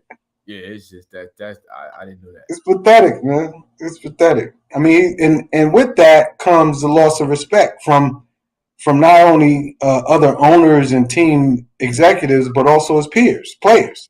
But that it backfires on you because if you're doing it for the numbers, so your plays in history is solidified, you ruin it by doing this. People look at you. Halfway during the year, though, it's a time and place. Even if you're thinking that, keep it internal with your agent and your personal people. You don't come out publicly and throw that out there because now everybody on the team and the organization is like, well, he's on borrowed time. He ain't really got both feet in. He got one foot out the door already. Right, that's horrible. Commit to your contract, bro. Like, help us win a chip. You gonna say that now, and then like, where is Philly now? What are they doing? They top 4. They top 4. Exactly. The other thing is that they gave him a 2-year deal, which this is the first year of it. Right. But it had a clause he had to, after the first year, he can opt out. Well, I mean, So that's what it is right now. So I think he's trying to leverage things because if he doesn't play well and he's not getting the offers, which happened last year, then he's still got the rest of this contract that he can come back to. But if he plays well, which he's playing decent now, he's got some leverage to kind of act like, hey, look how I'm playing. I could help somebody. in his own mind, because in reality, Right. James Harden has no leverage. It's the consistency. He's not going to give you that every night. He had 13 assists, 28 one day, but then he'll have 13 and 6 the next day. Like, Yeah, we know who he is. We like it's been proven who he is, and right, he'll show he'll act right for a little bit. Once he's comfortable, he's gonna show his whole ass. right, absolutely right. Yeah, man, that's crazy. That's the game, though, man. It's tough, man. These guys make so much money. It's just no. I get the loyalty scenario in terms of teams because they'll get rid of you in a heartbeat. So I get that part saying, hey, don't be loyal to teams, but in reference to players and your teammates and guys that's going to battle with you to just tap out and be like, yeah, I think I'm gonna go ahead and go to Houston. Like that's a bad look. Yeah, and you went from Houston to Brooklyn. You was kicking, scratching to get out of Houston. That was a whole delay. That was a whole episode, right? Brooklyn Nets stepped up and made they parlayed the deal to get you out of the situation you wanted to get out of. You find yourself in Brooklyn, right? You would think that you'd be like, you know what, I want to be here because they believed in me. They made it a way for me to get out of that bad situation. Let me come here. But you know what? The Kyrie situation coming out of COVID, all the controversy, what's that, a third, not that I give it a pass, but it got uncomfortable for him there, right? I get it. And then so Philly steps up. All right, so you don't have no loyalty to nobody. Like there's no thank you, there's no gratitude, there's no right. I want to win here because they believed in me enough. That's and bad. not only gratitude, he played like crap in the playoffs. So he stunk it up. So he's at a deficit now. He's in the red right now with them and what they owe, what he owes them and what they owe him. Exactly. So you played crappy last year, which produced the results that you weren't going to get a max, and you couldn't look elsewhere to get a max because nobody wanted to give it to you. So you took less, stating that, oh, well, I'm going to take less so we can get more guys and we can win it, which is a lie. You took what you can get. And now that he's playing okay, he wants to leverage and get out of Dodge. So it's tough, man. It's a hard pill to swallow, man, with some of these guys, man. But you just watch it and see for what it is. And all of them, they'll try to relate jumping around to LeBron, but it ain't the same. LeBron is jumping, but he's winning. And he's spearheading and he's leading and all of that. These guys ain't doing that. They jumping ship. They just jumping around. That's it. They're not driving. They're on the back of the boat. Like, he's not perfect. He's got some hiccups in his resume. Yeah, but I mean, he's committed to winning. Like he wants. Right. He plays hard. He gives it to you every night. Some nights he'll slack, but I mean, for the most part, he gives it to you every night, man. We go back and forth about LeBron, but he gives it to you every night, and you can't fight it. What is he averaging 30 like over the last 2 weeks? He's got over the season like 27. Yeah. Yeah. I mean, some of it is, and sometimes it's empty stats when you're losing a lot. I mean, but what you gonna do? You would just it is what it is, but it's not. It doesn't carry the relevancy when you win it. No, the worst teams in the league got a guy that's averaging 30, but it's not going to carry that weight when you don't even make the playoffs, but you average 30. It doesn't carry the same weight if you average 30 and you in the mix. Right, but you understand when you don't have the pieces around you, AD, Mr. Street Clothes. I mean, yeah, because you figure, all right, so they still a shooter away, even with AD. They need somebody who can open up the floor, right? Somebody who we can count on you to bang that three, right? You get that. AD's healthy. They winning. LeBron's averaging 24, 22, 23, 24. Like, it's like AD's hurt. They don't have that other piece. How many games did AD miss? Giving you 30. You got another Hall of Famer on the team too. Oh, come on, stop it. What? I mean, it is what it is. He was a former MVP and Hall of Famer. Come on, bro. Stop it. Maybe, stop it. Let me know when I lie. I mean, Hall of Famer, but Russell Westbrook has never been like, I mean, he's been the obstacle to winning more than he's been the reason why you win it. Probably, possibly, but he's there. He's there. Well, and this is the thing. LeBron is great, and he needs to carry him. Yeah, he's 36, 37. 38. He's 37. Turns 38 today. Is it today? Today or tomorrow? Oh. Yeah, he's like this week or the 30th. Sure, it's 38? 38. Or 37? He's 37 now, about to be 38. Okay. Yeah, man. Came in league at 18, 17 actually, right? 18. Close to it. Right. His era is when they started keeping guys back so they can dominate by the time they juniors and seniors. They can be playing against guys a little younger. Man. That's been the trick. And who knows birth certificates, how they were doctored early on in the game, so it's not questioned 10 years later. Really? They were doing it in Cali. My people told me years ago, like in 03, which, okay, around his time, they were keeping kids back. They would keep them back, and like instead of them starting high, so that's not his real age. No, I'm not saying it's not. I think it is, but it's possibly not. But I think it is. Because he's outlier. Because if it's not, that means he like 40 now. I don't know. Which makes it even more incredible if he's doing what he's doing now at 40.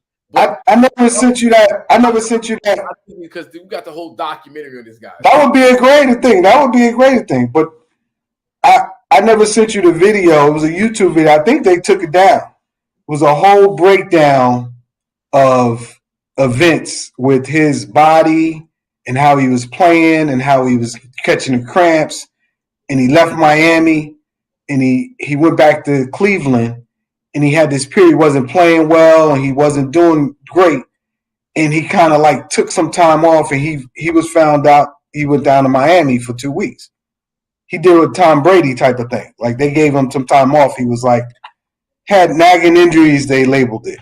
But the moral of it was the whole video synopsis was that a lot of people suspected that he was using something. Hold on one second. I pause that for one.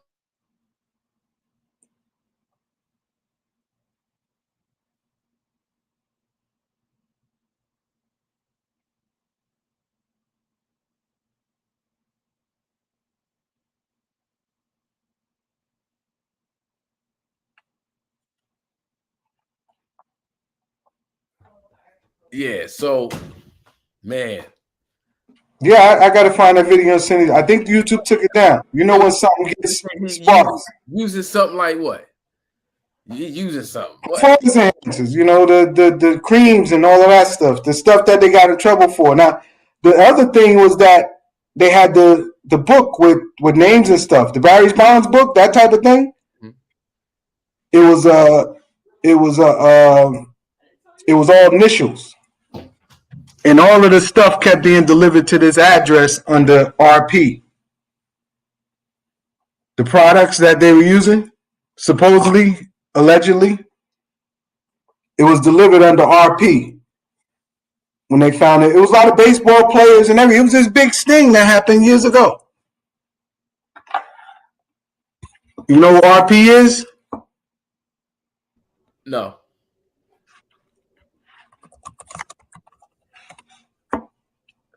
I typed it. Where's it at? I typed it in the Did you send it? chat. I typed it in the chat, the private chat. Oh, private chat. Oh, wow. Okay. When I found that incident, I don't know if it's true or not, but it was a lot of validity and everything lined up, and they had this quality stuff with it, and disappeared from YouTube. Wow. So I don't know where it is. All right, so you know, my opinion on that, just on PEDs, right? And I've always felt this way. And I'm sure, you know, you still got to put the bat on the ball. Yeah. You still got to put the ball in the hoop. Yes, you do. And, you know, you got to execute. You got to execute over a 20-year period to maintain that level of execution. All right, so just off topic, right? When you're talking about, you know, the Harlem Globetrotters, right? The Harlem was that the played every day, man. You played every day, not the same. No. Yeah. No. But the ability to put the ball in the basket, right, on cue, when you're supposed to, that's amazing to me. Like, that's not, you know, in the park playing whatever. Ooh, the acumen to hit the shot when you're supposed to hit the shot. I know it's practice, it's repetition, it's still execution, it's right. mental acuity, right? I saw a clip of Imam Shumpert talk about LeBron and how he was basically directing Imam Shumpert like 3-4 steps ahead of time.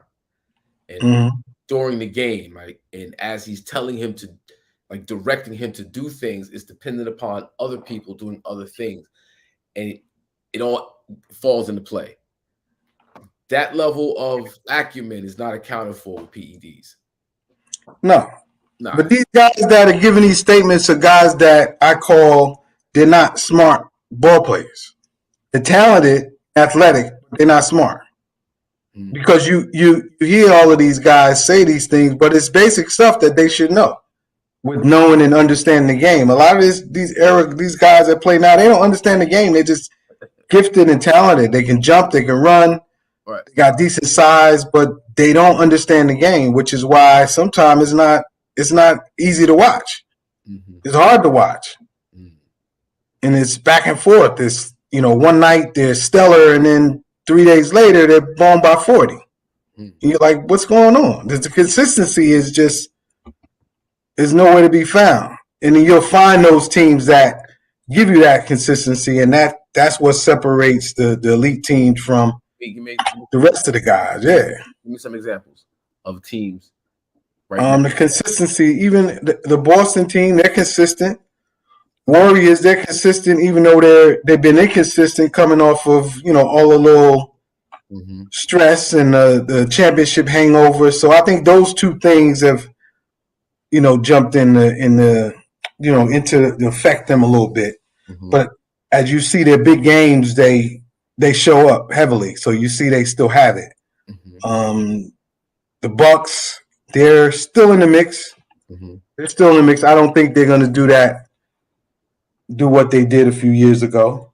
I mean, they were one shot away from going home, 2 inches away with Durant's 3. That would have been it. And they were referee stepping under Trae Young's ankle away from losing to the Hawks in the Eastern Conference Finals.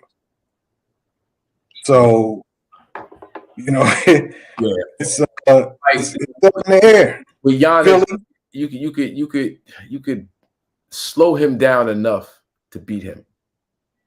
Giannis? Yeah. You're not gonna stop him. No. But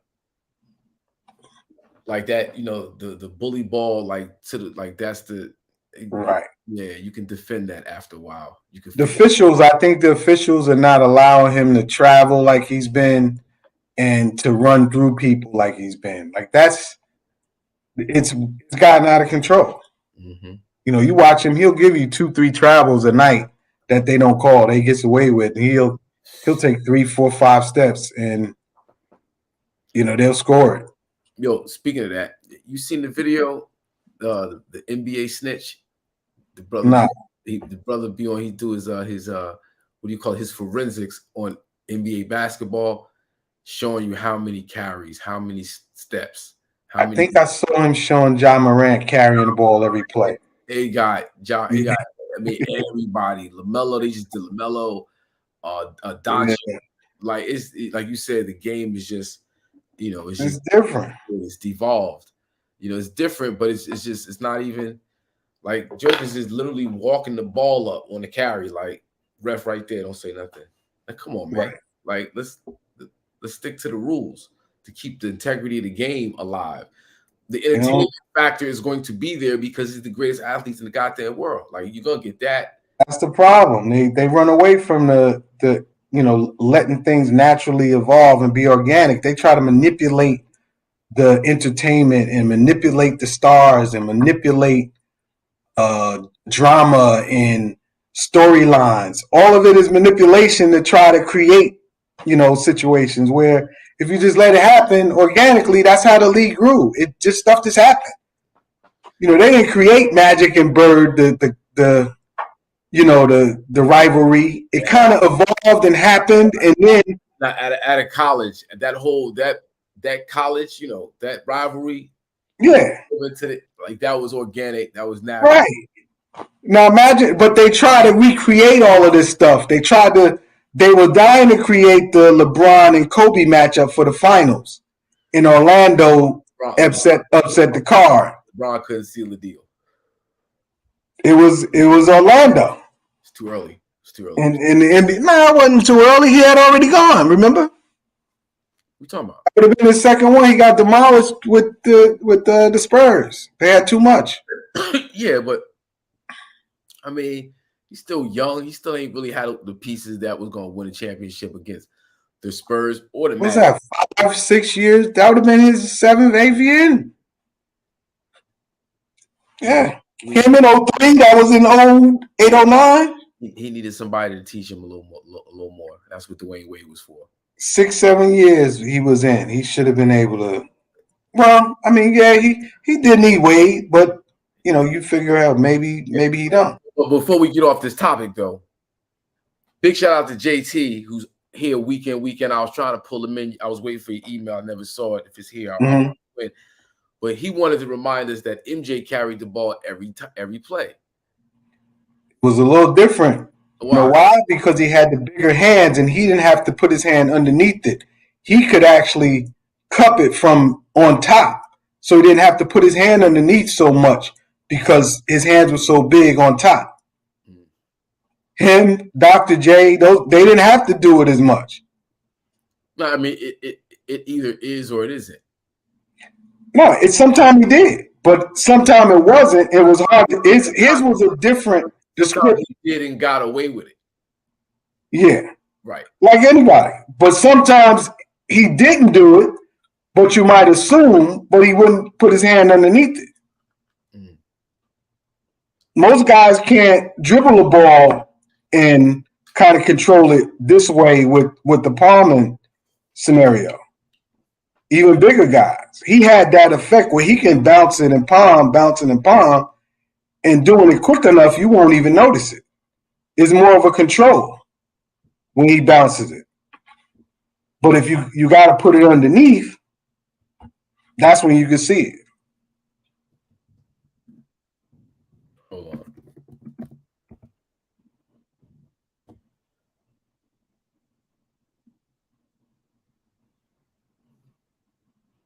AI did too. AI carried a lot. Yeah. Did you see the documentary with on Netflix with the referees? No. Tim Donaghy? Oh, you got to watch it, man. Oh, they got a documentary because I saw the 6-part. It was a 6-part interview that I heard like 3-4 years ago. They got a documentary. It's crazy. It's it is what it is, and it leads you to look at the NBA differently. Like I was just saying, manipulation. They put a heavy hand and put the strings on it and make certain things happen. And he told her like it was. He's like, yo, I done went to jail, so I don't care at this point. The NBA told us we would get calls and say, listen, the series need to go 7. That Lakers series and the Kings. He's like, they wanted us to make that series go 7 games. The Kings should have won that series in 6. They wanted game 7 back in LA, and they cheated the hell out of them. See. But so when we talk about like, you know, narratives and around certain players, teams, you know, and you see the manipulation set in, and you know behind the scenes, you say you got somebody say that the Kings should have won that set 6. Yep. See, you know, it's like, all right, well that changes an entire narrative. Yeah, but it was obvious. That's the thing. It was so obvious. You could tell.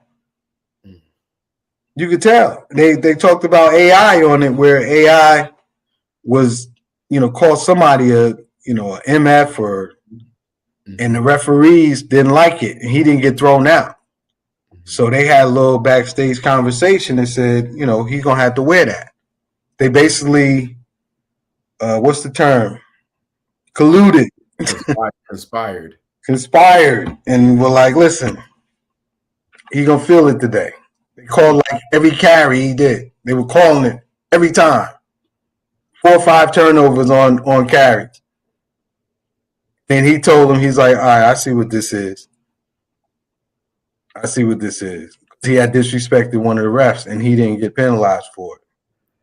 So they hammered him. They were letting him get hammered, go into the basket. He was trying to force the action and make them call a foul.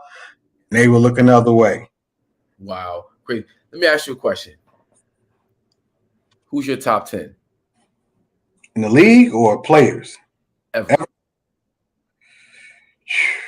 mean, of course, MJ's I'll go by positions. MJ's 1. Okay. Magic is 4. Kareem is 2. LeBron is 3. Elijah Wan I have in my top 10, just because he was just he was unstoppable. I don't know what order, but I would have him 7, maybe 7. Kobe is 8. I've always had Kobe 8.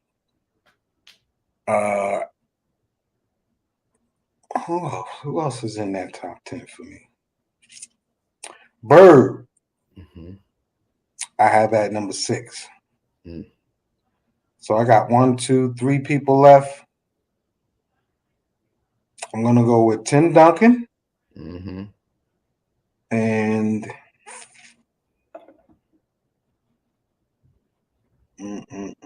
who else I would go with?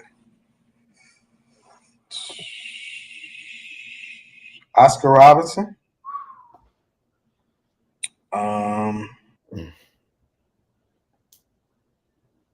New guys. I gotta let these players finish playing. New guys. And you gotta just look at ball. I got one more spot. You gotta look at just hooping and not all the outside distractions, because that tends to sway people's liking and dislike for guys. But you gotta be able to separate it. I got somebody in my head. But Steph and KD are on their way. Who? Steph and KD are on their way. Yeah. So I'm going to reserve that 10th spot. One of those two are on their way. Yeah, I would say Steph. And that's the name I have as Steph, because I wouldn't argue with that. Yeah, he's been doing over a long period of time, with or without what's his face, Durant. And his effect on the game. He changed the game. The way it's played. It is what it is, for better for worse. But he's affected the game, and he's a master at his craft. Yeah. So I can't disagree with that. Yeah. And I only say it because I want to wait till the end of their careers, because I mean KD could have, he could have 35. He could be the 4th lead scorer, 3rd lead scorer at some point, depending on his health. Yeah. So That's a And solid. he's had those years though, man. Steph had those years where he was hurt. Yeah. His ankles were hurt, so it took about early. Yeah. took 4 years, about good 4 years out of his career where he didn't really score and produce the way he should have. Mm-hmm. But his numbers would be. But he got 20 grand. He got 20,000 points. So I mean, he'll finish his career with about 26,000 or so. I mean, 26,000 gets you in top 15 all time. So who's he at now? He's 30. He's 34. All time scores. No. Oh, his age? Yeah, he's 34.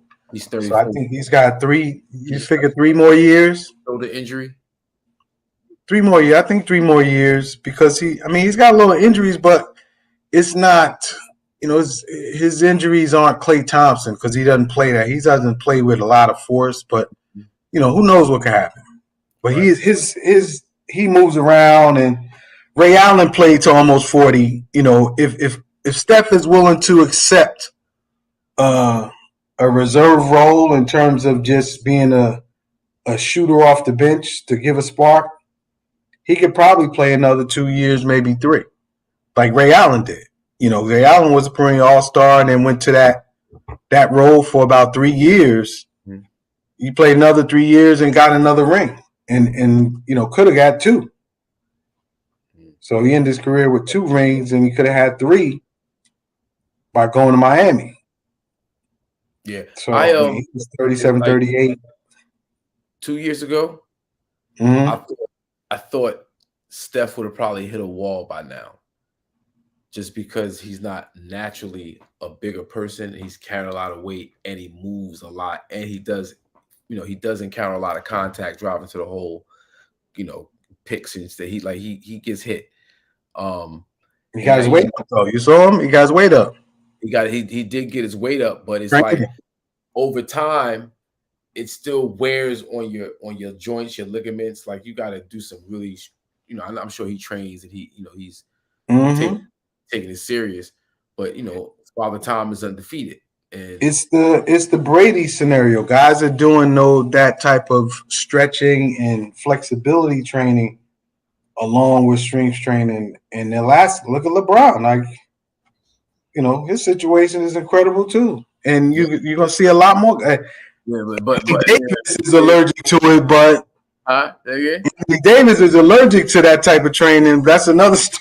I understand that, bro. I don't get that at all. I don't get it. Like I don't.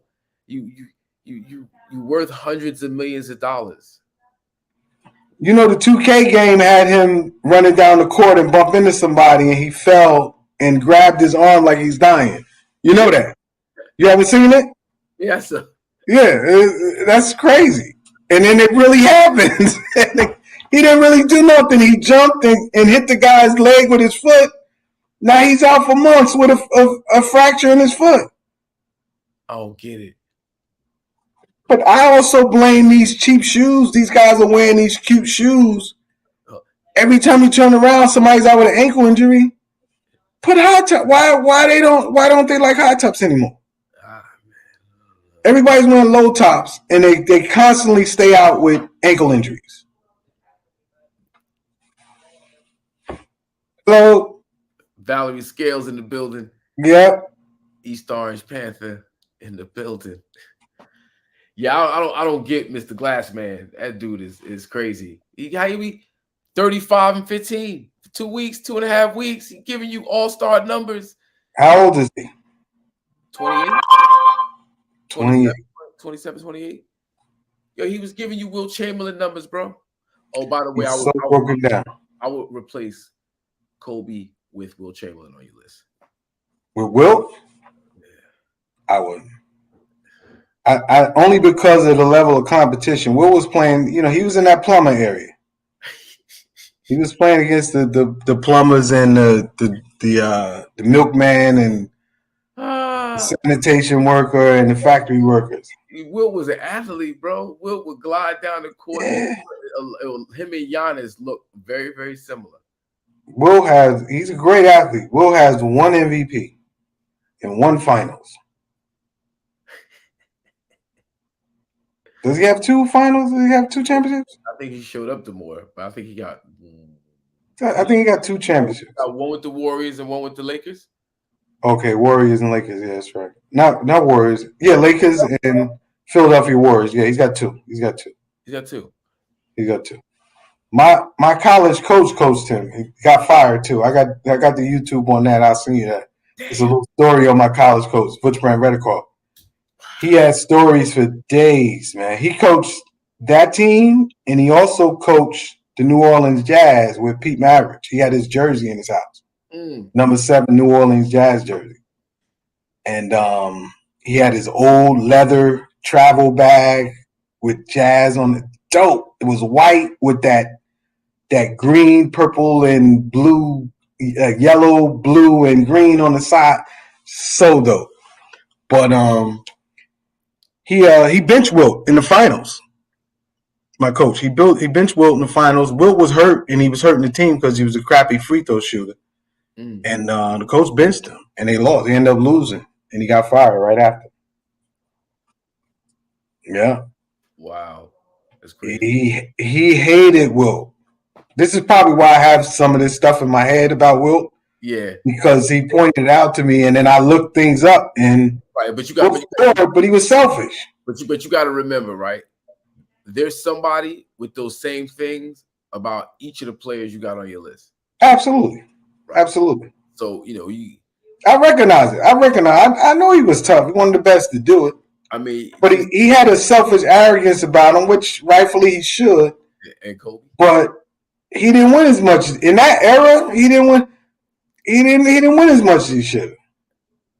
I mean, it's the way he dominated. It's a team game, though. Yeah, but if you're gonna score 100, pass the fucking ball. Maybe you win. You could have 60 and win.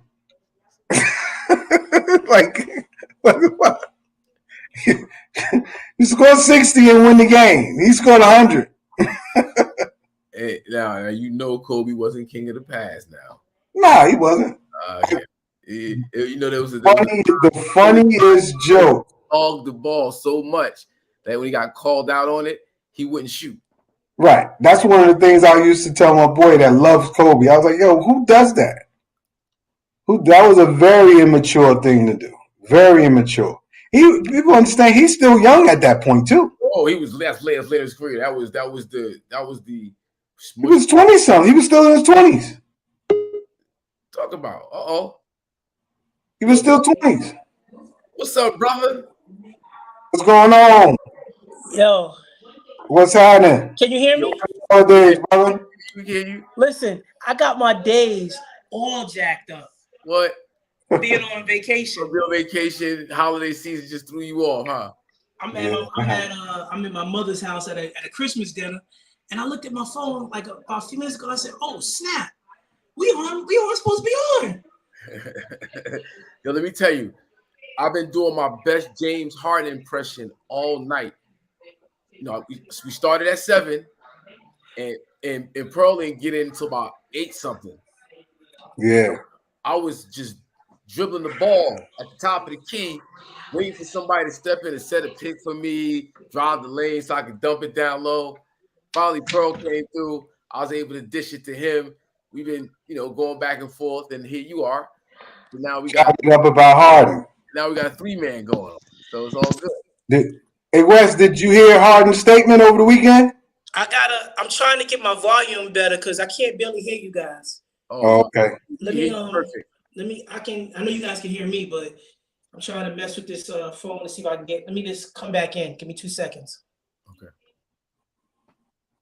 I hear you with Wilt, man. I hear you with Wilt. He was tough. And that's the other question I asked a couple of people, and what I get asked. Who's the greatest all-around athlete that made it to the elite level? Just basketball. No, there's everything. The best athlete. The best. That's done multiple things.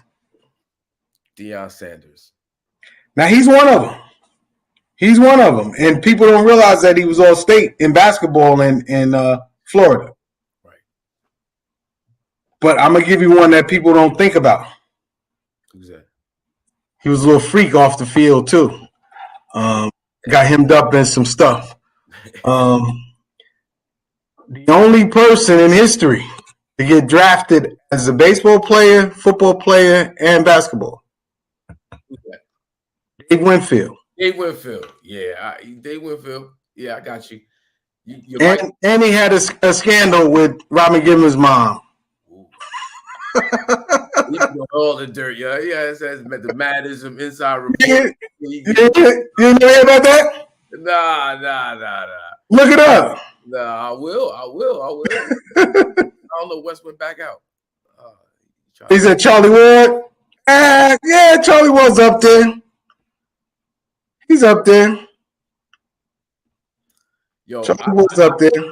I say Dion's up there. Dion, because he scored a touchdown and hit a home run in the same week. Yeah, he's up there. And There's no one. It's a few of them that are on Mount Rushmore. Jim Brown, Bo Jackson, Jim Brown. Yeah, Jim Brown. He was basketball player, All-State, Manhasset. I used to hear about him when I was in school in Long Island. He's from Manhasset. He had all the records. Yeah, and he was an All-American basketball and lacrosse player. Lacrosse player. Now, I've been told by many people that Jim Brown is considered the greatest lacrosse player, collegiate lacrosse player ever. I could agree with that at that time. I mean, the game has evolved and it's more tricks and stuff. It was more basic then, but I could agree. Yeah, I could agree. He's solid. And in high school, we didn't know much about lacrosse. I didn't find out about it until I went to college in Long Island because I think it was originated out in Long Island. Yeah, I'm not sure. And it's a big sport, and our lacrosse team used to be nice. 1-2, Wes. Say something. Wes. Can you hear us, Wes? No go. No. You on mute. You on mute, Wes. Nope. All right, you should be in now. Nope, can't hear you.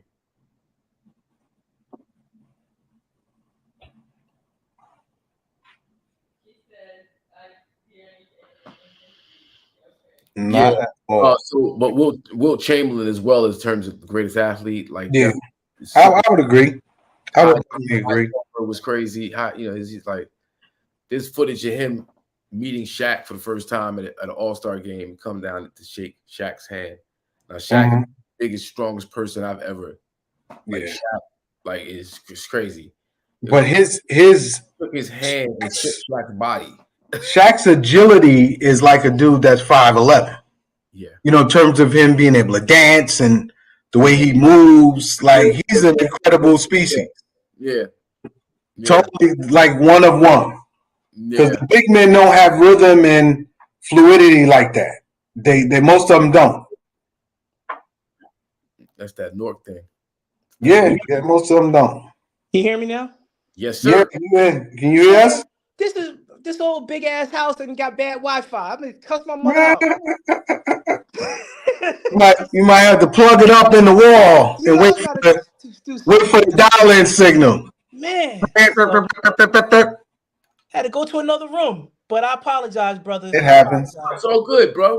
We've been holding it down for you, just making sure it was right exact when you got in. What'd you say, Pearl? Did I hear what? The question about James Harden, his statement this weekend. About coming back to Houston? Yeah. Yeah, I'm actually just talking to one of my cousins down here tonight. He was like, he's Houstonian, and he was saying, Harden don't come back here. Nah. Why would they want him back after he made a mockery of them and left disrespectfully? Yeah. He was playing like crap to get out, and then when he left, he played like his normal self with the Nets. Yeah, until he got hurt. Basically it. Yeah, I wouldn't take him back. I wouldn't want him back. 4 years old, and Jalen Green need the ball too. And they're growing. They're coming together as young guys. They had to go to their lumps. Yep. That's what's going to build them and make them better. They're going through the beatdowns, but they're starting to beat teams here and there. Yeah. They playing the Celtics tough right now. They beat Chicago last night. Yeah, they I think it was 60-56 when I last looked at the score. I got to turn the game on. I ain't even have the game on. Yep. Yeah, they're tough, man. Yeah, they are. I like the fact that they're growing, and then I hated that, and it always comes out, when black coaches get a position sometime, they get the bottom of the barrel to rebuild, rebuild something to make crap out of tuna fish. You know what I mean? So Silas is gonna do what he's doing now, and then as soon as they get good, they're gonna fire him. Right, and they're gonna bring in somebody else to take the baton. Yeah, they're gonna say that Silas couldn't get him over the hump, but right. But he turned And him the hump around. is right now. The hump is what they're going through now. Yep, that's the hump. Yep. And he's, he had to fight to get the job, and he gets the job, and they're in total rebuild and disarray. Yep. And then James Harden does what he does. Yep, that's how it works. And then, they're gonna do him dirty. The writing is on the wall. That's the script and the blueprint they've been running for years. Right, and he put in his work too. That's the crazy part. You have these. Look at Steve Nash. Steve Nash. Silas would have done well in Brooklyn. Steve Nash should have never had that job. Never. He is the Jeff Saturday of the NBA. Jeff Saturday is worse, right? Right. It is with that. Yeah, it's crazy. But Silas been in the trenches, going through it. Absolutely. But they didn't give it to him. But I hope they do well. I hope they do well. And he said the same thing, Hop, that he hopes Harden doesn't come back to Houston. Young boys got a good thing going. Yeah, they got a good thing going, man. No sense. Nah. No. He's 34 years old. He's not gonna win a championship. He's not a winner. He's a scorer, and he's a me guy. Not even that anymore. That's it. He's a me That's guy. right. What did I say, Hop? That he's going back to bump his numbers so he can be talked about as one of the greatest this or one of the greatest that. So he can pump his stats up. Yeah. Yeah, but being in Philadelphia, didn't he just play his hand? Like, they're not gonna want him there. No? So now they may look to deal him. Well, he's going to be a free agent if he opts out. He's a free agent, and he's going to opt out. Yeah, he got he did a 2-year deal, but he can opt out after the end of the season. He don't want to be in Philly because their expectation is to win a championship. He likes to go below the radar and get him to that point and act like, well, I almost did it, but look at me, look at my numbers. Because he don't want to really get there. He don't want to do what it takes to get there. No, he don't want that pressure. Too much pressure. June, like late May and June, that's cutting into his strip club time. He don't want to be playing and traveling. Yeah, he got to go to Morocco, man. He's trying to go to Morocco. You don't want to do it. Some guys just don't want it like that, man. And it's all well and good, but it's so many that just get the bread, and they tap out. Yep. Ben Simmons, man, I was so disgusted with him, man. He's starting to play a little bit, but still, he just turned me off, man, as a spoiled, this new era spoiled. It's hard for me to root for Ben Simmons because it's like you've had everything handed to you, dog. Yeah, he hasn't changed. You didn't have a problem signing that contract or the second contract. You didn't have a problem doing it. And then all of a sudden you have all these mental issues, but he's been on the privileged me, I'm diva. He's been a diva. He's been a diva like that. Yeah. He was at LSU. They made the NIT, and he said, "I'm not gonna play." Yeah, I know. I'm going to draft. I'm not playing. Yeah, he's a me guy. Yep. He halfway played the year. He just did enough for them to see him. Yeah. And then he tapped out. So he's been on the ego stuff. He's him and Fultz with the last two draft picks that didn't even play in the NCAA tournament. Wow. And it were first round. They were the number one picks in the draft. Number one pick. And didn't play in the NCAA tournament. Yeah, you get what you get. And Philly picked both of them. Yeah. God bless Danny Ainge. Danny Ainge pulled I only got 2 books. Let me get this trade. Let me go get that bum coming out of Duke, and I'll give you folks. There you go. You're like, all right, cool. But Markelle Fultz has been kind of stepping his game up with Orlando lately, no? Yeah, but you know who Boston traded for him, though, right? You know who Boston traded him? Tatum, right? Jason Tatum. Yeah. He ain't stepping his game up that much. Yeah. Yeah. That was a robbery. Yeah, I think Hakim might be saying Fultz is playing better because the Lakers playing Magic tonight. No, he is. Fultz is playing better though. He's playing better. Folks is playing better. No. I was thinking it. No, my bad. I was thinking in reference to Ben Simmons. Okay, yeah, I got you. Yeah, They are folks. playing Magic tonight, though. The Lakers. Huh? They playing Magic What's tonight. the deal with? I was talking to somebody earlier about the similarities with Russell and Russell, Westbrook and Wilson. But the difference is Westbrook is playing with 2 top 75 guys, and Wilson has got nothing. So at the beginning of the year, both shit shows. Both Russell was terrible. They're like, "Oh, get him out the league. Russ is done." Yeah. Westbrook is done. Well, no, that was more last year, right? No, that was this season, early in the season. Russell Westbrook. Because coming off of last year, we expected Russ to actually not be as good as he's turning out to be, or not like just the way he works within the system now is, it's adjusted, so he's not the shit show he was early in the season, right? Yeah. Russell Wilson coming off basically a stellar career with the Seahawks, right? The Denver Broncos. The assumption is he ain't gonna be this terrible that he ended up being. But the comparison with Russell, I get it. Right. No doubt. But I don't see him turning the corner. Well, he could turn the corner if they got to put next year could be to turn the corner.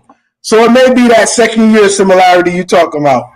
You're right. Yeah, I think that the Denver Broncos hired someone that they shouldn't have hired. First of all, wasn't ready. Wasn't probably coaching material. But the other piece was the season was lost in game 1 when they had that 4th down play, and you paid this guy $250 million, and you emasculated him on national TV, and you went for a 65-yard field goal, and y'all never recovered. Your relationship was fractured.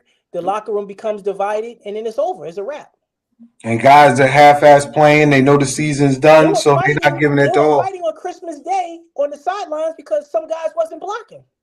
Wow. The Yeah. offensive line was fighting on the sidelines. They trying to pack it up and wait till next year's start, because you give it your all and get hurt right now, and you got money coming up or signing or looking to go somewhere else. You don't want to ruin it on a useless play on a team that's won 4 games. Yeah, it was a bad look though for the whole. I think it's a good job because they do have talent there, but it was a bad look the whole year. Yeah, the coach was not picked by the ownership too. Before the coach was there, chosen before the ownership group came in, so they didn't even want him. That wasn't even that guy. The GM, the head coach, and Russell Wilson were all acquired beforehand. Yeah. Now Russell they want to rock with, but the coaching staff they dumped a lot of them already. Have much of a choice with Russell. I think his deal is they just can't. Yeah, he guaranteed a whole bunch of money. Right. So I'm not mad at him. The Deshaun Jackson law, all of it, $230 million, all of it. Watson, Deshaun Watson, I think his is like 180 guaranteed. Yeah, 180. He don't have the full thing guaranteed. Yep. 180 is pretty good. 180 million is guaranteed. Yeah. Pretty So good. yeah, but I don't know if how far they are from a championship in Denver, but I don't think they're going to be as bad as they were this season. No, I think they'll be better. I think they'll be good. They'll get a receiver too and shore up the line. They'll be straight. Yeah. The defense is bad too. They were good, and then they kind of turned it off because they quitting. Some of them are tapping out. Yeah, people quit on that team. They tapped out. Yeah, they're tapping out. They got 2 games left. They're like, yo, let's just get through these 2 games, and then I can get healthy, and let's come out firing next year. Yep. Yeah. Now I started the show with the NFL, Wes. But I was totally solo doing it. So you want to go ahead? Let's rehash. Well, what did I see this week? I saw Josh Allen. They ran up the score, and he threw 2, egregious interceptions too. But we keep talking, and he's good, but we keep talking like again, like he's an MVP and this and that, and I can't help but think about the passes that the dude in Dallas throws, and we go on him like no other. And then you got Josh Allen throwing egregious passes, and we still talking about him being an MVP. So let's terrible. Let's slow down on that, right? Buffalo ran the score up on Chicago, which I thought was Bush League. 1:05 left in the game. They up 28-13 with the ball on their own on Chicago's 30. Fourth down, they decided to run a play action instead of just running the ball out, and they threw a touchdown. Thought it was whack. Then it was a little fight that broke out, and I don't blame Chicago for being pissed, right? Because that was whack. They were a minute and 5 seconds left in the game, 28-13 game. They ain't coming back, you know? So, you know, no timeouts, nothing like that. So I thought that was Bush League. In terms of the Cowboy-Philly game, you know, we didn't really see nothing because neither starting quarterback played in both games, right? Cowboys had 3 turnovers by Cooper Rush in the first game, and they were down 3 points at one point. Philly ended up winning by 10. Cowboys beat them by 6 points, and Gardner Minshew had 3 turnovers himself. So, I'm not really the defense on the Cowboys gave up 34 points to a backup quarterback. So let's talk about that. Dak had a good game. What was the final score? 40-34. Oh, okay. Excuse me. The defense gave up 27 points. Dak threw a pick 6. So, but all in all, the defense is still in trouble to me. They haven't played well in about 6 weeks. In that game, I watched the Denver game we spoke about. That was atrocious. I saw the Pittsburgh Franco Harris game. I thought that was dope. You know how they came to the game and how they ended up winning the game at the end. And my man Tomlin is 7-8, and I think he might pull it off. You know, so he might still keep his non-losing season record alive. What other game did I see? I saw a little bit of the San Fran game. They look tough. They look tough against the Commanders. They put it on them. The Tampa Bay game, you know, I was rooting for the Cardinals because trying to get Tom Brady out of that playoff picture. But Tom Brady's Tom Brady, man. We were just talking about that downstairs a little while ago. You know, I was like saying to my uncle, like, listen, he's 45, but he's still effective and he's still top 15 in the league. I don't care what nobody say. He's top 15 quarterback in the league. With his record there might be 14 other quarterbacks that are playing better than him, but I wouldn't put him lower than 15 in today's game, right? Yeah. Who else did I see? I saw the Giants Minnesota game. That was pretty good. That was on down here. And thought the Giants played really well. Minnesota, they're not. I don't know. They're tough. They're tough bet. Like I wouldn't pick them in any game in the playoffs. Because they've played every. I think the 11 wins that they have, they're all been by 1 score. All their games. Who else was looking good? Kansas City. They played. Kansas City played Seattle. Geno Smith is just wet in the bed the last month. He's been horrible, which is bad for him. Deshaun didn't look good this week in Cleveland. That was an ugly looking game. But the Cleveland played. Cleveland played. I forgot who Cleveland played. They were in the snow. It was a snow game. I can't think of who they played now. Carolina looked good. I know that they beat up all over. They whooped up on a good team actually. They were running all over them. I think both their running backs had 75 yards or 9 carries each. Like 18 carries, 150 yards in the first half. Who did Carolina beat up on? Because now they're back in the playoff hunt. The Browns got beat by the Saints. Okay. And who did Carolina beat up on?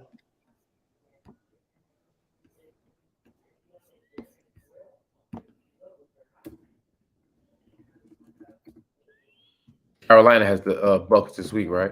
Yeah, but they beat somebody pretty good. Amen. Yeah, they definitely did. My bad about that. I had a call.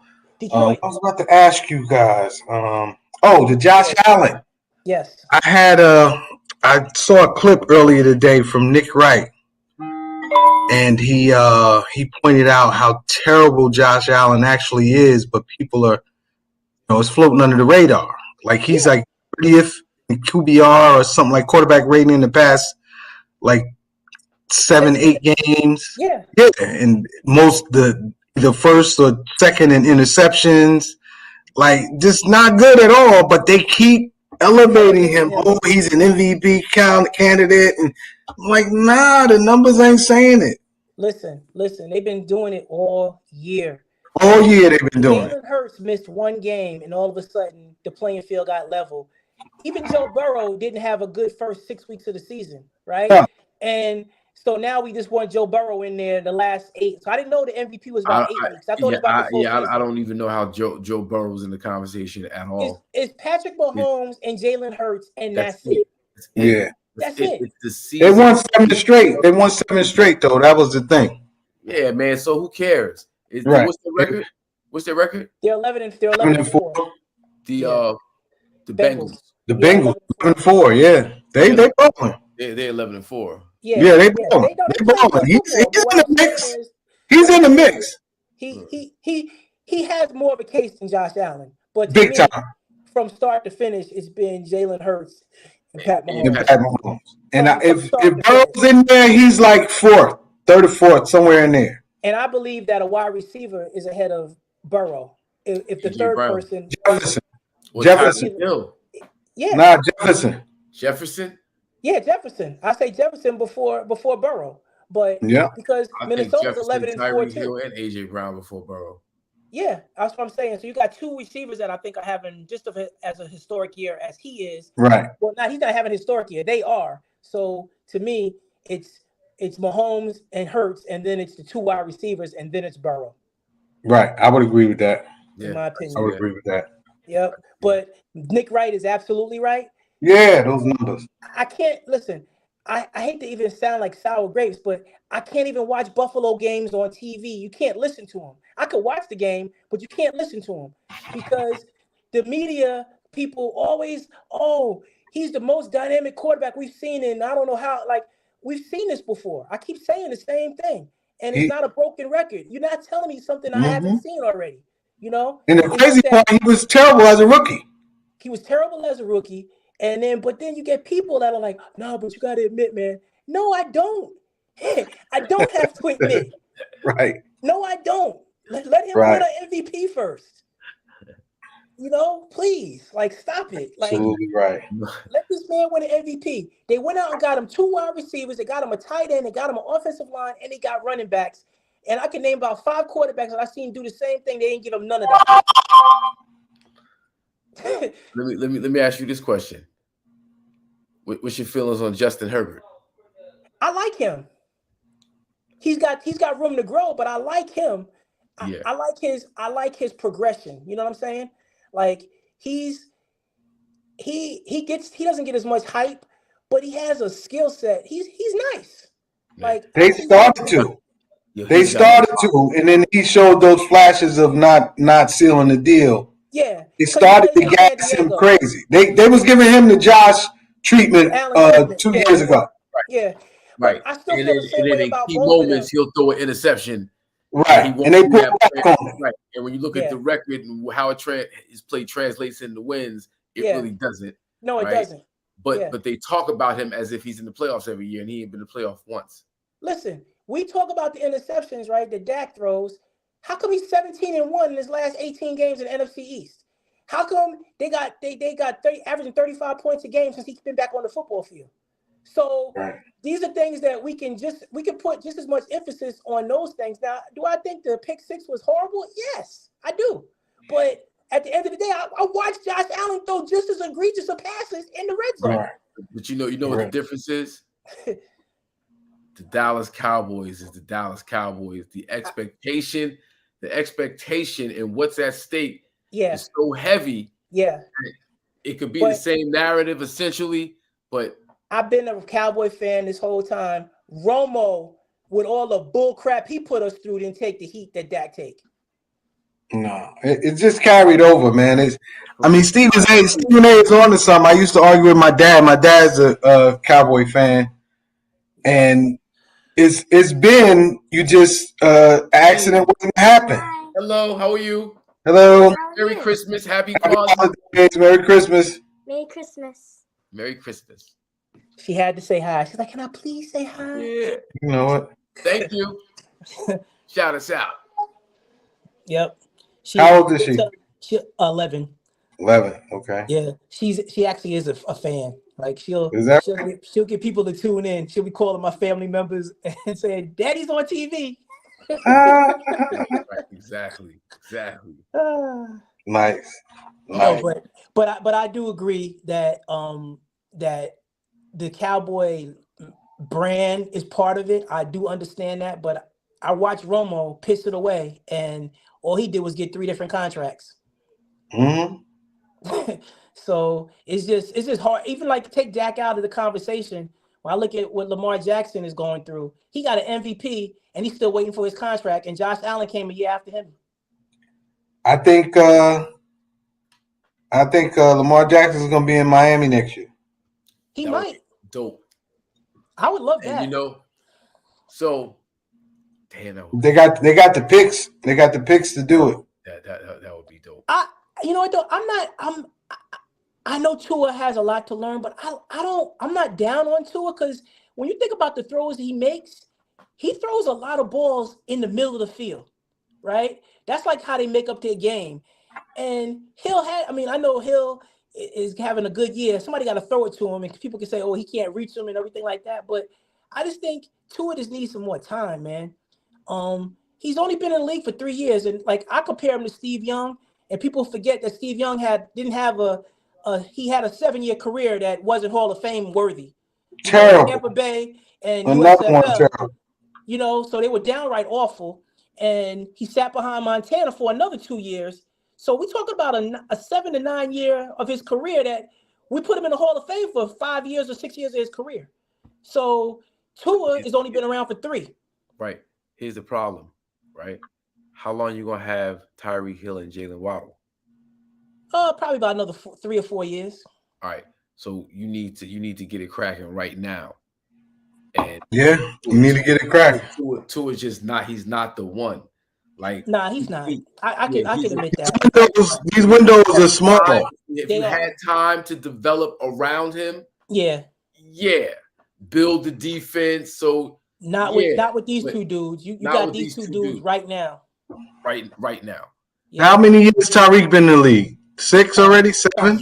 About 7. Yeah, I mean, so he got a good 3 years, maybe. Maybe not left. Even. He got 2 years. At this rate, I think before he starts to drop down, he got about 2 years. I agree. Right. So they got the window. You know what I'm nervous about, man? And I looked at it today. This scares me, man. I looked at the stats. You say you're not down on Tua. I'm not down on him either. Those concussions scare me, man. Yeah. That's it. I'm looking at the stat. It said before Tua was concussed, diagnosed with the concussion. Yeah. His stats, he was 9 for 12, 229 yards, 19 yards per attempt, a TD, and no interceptions. After the concussion, 7 to 13, 81 yards, 6 yards a pass, 0 touchdowns, 3 interceptions. Yeah, he was jacked, and his head is really scrambled right now. Yeah. So, and I'm not. This is number 3 in like 4 months. Like this is not good long term. He's a small dude who's light, So they just flinging him around. He keeps banging his head. Yeah. But he keep getting his head hit on the ground. He's not falling right or something. The one time he got slammed. And it was just weird coincidences. Like nobody falls that much on their head. It's scary for him. But here's the thing, though, right? The first one, they said it was the back. It wasn't a concussion, though it appears to be concussion. It was. The second right. one, with 4 days later, was clearly concussion.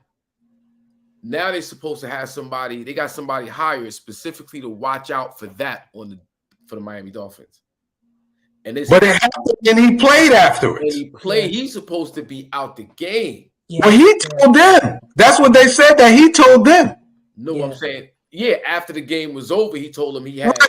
They should have noticed it and said, listen, what do you see here? Right. But they supposedly, after the first 2, have somebody specifically watching out for that. Yeah. Right. He bang his head, and regardless, get him out the game. Yeah. Whether he They want to win, man. They don't care about that kid, man. They don't care about him. That makes me think maybe they don't, maybe they don't They want him. don't care, man. Maybe the reason to get rid of him. They do. They don't care about that kid, man. And he's They not going to get a put starting QB in there. Thing about it, guess what though? If Tua don't play there, he's not gonna get a starting job anywhere. He ain't gonna get the Baker Mayfield. No. You heard what the other coach that was suing him because he's the concussion. You can't afford to be responsible for him with CTE. Like right now, he's progressively like. But if you get him on another roster, what I'm saying is there are teams that handle situations better than him, better than Miami. I mean, Miami has mishandled the concussion protocol completely, right? So you get him a off season, you get him diagnosed, you see if you have a clean bill of health. I know that you don't want to have another concussion, but I think he needs to be with a team that kind of understands it and takes it more seriously than Miami is, not just trying to, because they said a lot of it had to do with Miami hadn't made that much money in years in terms of the buzz around football, and they didn't want to let that go early. That's part of it. In other media platforms reporting of this, they were saying that there's like a percentage jump in cognitive decline if you have so many concussions within a certain amount of time. A short period of time, right? Right. Yeah. And I think 3 was like the magic number. The max. Yeah, he needs to sit out the rest of the year. Right. So because you can examine him now, next year, 2 years from now, and nothing show up. 10 years from now, he's a wrap. He's suffering from something because he caught the 4th concussion. Yeah, like Al Toon, we didn't even know that he was going through life in the dark. He couldn't even come out into the light, and he only played 6 years. Crazy. So no, it's real. It's real for sure. Yeah, it's definitely real. Right. Yep. So that's a chance you might not want to take. Yeah. The brother. It's tough. He played the sport at the highest level, and he competed at the highest level, and he excelled to some degree at the highest level. Yeah. Count your losses, count your wins in this sense, and do something else. Don't disagree, but like what you guys were talking about the hype, I don't have anything against these guys if they go out and do what they got to do in the playoffs and go win some games, right? If they win, Josh Allen go out there win a Super Bowl. Hey, guess what? We gotta acknowledge he got a Super Bowl ring, right? But to me, the only person out of the 3, like him, Herbert, and Burrow, I guess Burrow to me is the only one you can give the most accolades to because he was in a Super Bowl already and damn near won it. So and his team just won 7 games in a row. So some of the stuff that comes with him is a little different, even though it ain't a bad thing to have 4 dope receivers, not 3, 4, because somebody got hurt and they got a 4th dude catching touchdowns now. So a lot of this quarterbacking stuff where people will tell you about like some of the guys that aren't having success, like the Mayfields, they'll tell you about not having weapons, not having coaching. But again, I've seen brothers not have none of this and not get that as an excuse. Mayfield had a ton of talent, and he had everything in Cleveland. I mean, I'm saying, but these are the things that you hear constantly from the commentators when it comes to these guys. Like even Daniel Jones, I feel so bad for him. He's had 5 coaches. I've seen people have this. Perfect example. Zach Wilson should have been axed. Like this no conversation about him remaining with the New York Jets. He's done. This is constant. Well, they you can't give up on him. He wasn't first round pick. He wasn't first round pick. Andre Ware played 11 games in the NFL. 11. Okay. 11. That was his window of opportunity. 11 games. Achilles Smith played 13 games. That was his window of opportunity. Now they might have been around for a couple of years, but I'm talking about starts before people start telling you can't play no more. So it's like so many stories of guys that don't get the same opportunity, and you hate to beat a dead horse, but what you want to do is that these cats to measure these guys on the same level. That's all I'm saying. They want Baker to be successful no matter what. They want to push him. If Stafford ends up retiring a year or so, they'll try to plug Baker in there. Oh, they feel gonna be the backup. You don't think so? He just got exposed bad. Who, Mayfield? Baker Mayfield? He just went to the Rams and won 2 games. Wait, he won? He Who won. they He had a comeback play this game. last game? Denver. He blew them out 44-17. Oh, that's Denver. That's Denver. Yeah, That's Denver. It's a win. They're gonna count it as a win. They're not gonna dissect it. They're gonna for him. They're gonna put it as a win. That's a win for him. If you get away from it, it's gonna be like Baker Mayfield dominated Denver. Yeah. What was the other game? The comeback game against the on Thursday night. On the Thursday night. Was the Raiders? No, the Raiders. It was one. Yeah, I think it was the Raiders. Raiders and the Rams. Okay. Yeah. That's so, the one I yeah. thought they lost. But just like if you look at the Cowboy game this week, the narrative was the Cowboys beat the Eagles without their starting quarterback. Well, damn, the Eagles did that early in the year. Right. So that's what and it's not even like I'm not sitting here like I'm smarter than y'all saw that. Like, but they don't talk about it. It's so funny. It's comical now. Like, the judgment is the same thing applies. It's like I was telling Hawk before you got on. It's created narrative, but then when the narrative doesn't make sense, they still push it. Yeah, they do. It's contradicted by the previous game. What was the score of the first Dallas Eagles game? 26-17. 26-17. Yeah, and it was 20-17. When it was 20-17 in the fourth quarter, and then Cooper Rush gave up the rock twice, and they kicked 2 field goals, and they beat us. Game over. Yeah. So, but even Sadie McCoy, man, like again. Get him off TV, man. Yeah, get him off TV, man. Like I went online just to listen to him today to hear what he had to say about that Cowboy game, because when you're giving commentary, like, you know, we on this podcast, and I'm saying I criticize Josh Allen a lot, but I keep it in perspective and I say he is a good quarterback, but this is the problems that I have, right? I give you some color to go along with my opinion. To first of all, Shady, as a black man, to call another black man ass, as it's disrespectful. Wait a minute, who did he say that about? Dak. He said Dak is ass. Verbatim. He said on TV. On TV. Dak is How do you ass. stay employed and say something like that? So he should have been fired, man. He's no commentator. He's not the smartest dude. Yes, you know he pushed against Colin Kaepernick. He's a clown. Yeah, he did. Yeah. He's a clown. He's on Fox pushing that bull crap, and then today he's like, "Oh well, you know, I was just calling it like it was, because we all got to admit he wasn't playing good, right? We got to admit that, right? Like, no, dog, you just corny. Like you're really just a corny brother." I missed that one. I'm been caught up in the holiday. You know, I didn't really watch a lot of. Go look at last week's Jacksonville day after Jacksonville lost, and he said Dak Prescott is ass. Even Tony Dungy came out and was like, "Listen, you gotta be better than that." Yeah, it's terrible. He caught a lot of flack for that bull crap.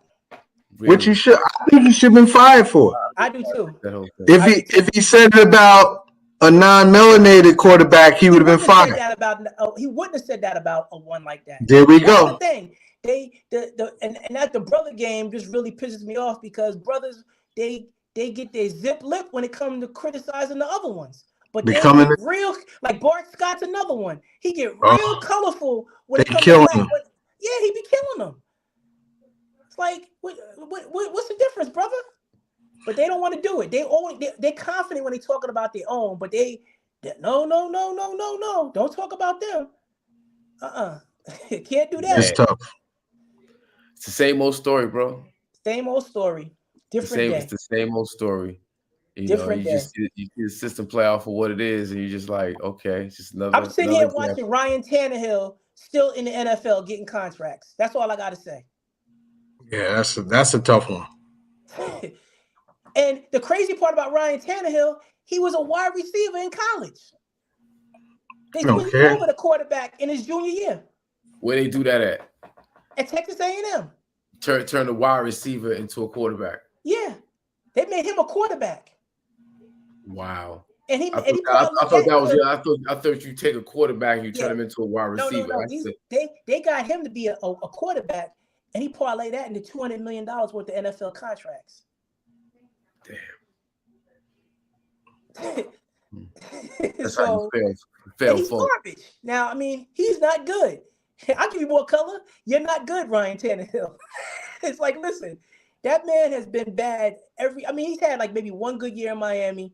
They made a playoff run, but statistically, it's not even close to him being a guy that made $200 million in NFL money. I mean, Chase Daniels is another dude. He's made $50 million as a backup. He's made more money than some guys that started. Crazy. You know, it was interesting. I was talking earlier about Mac Jones, and that debacle this past weekend. Yeah. But thinking about how Cam Newton got done, you know, and it's like he's not gonna do anything. He's a waste. He's a bust. Listen, when they showed Josh Allen say that they were like, he said, "I'm a sore loser. I don't like to lose," and they were like, "He's such a fiery competitor." Then they played that same clip after the Super Bowl when Cam lost, and he said, "I'm a sore loser. I don't like losing."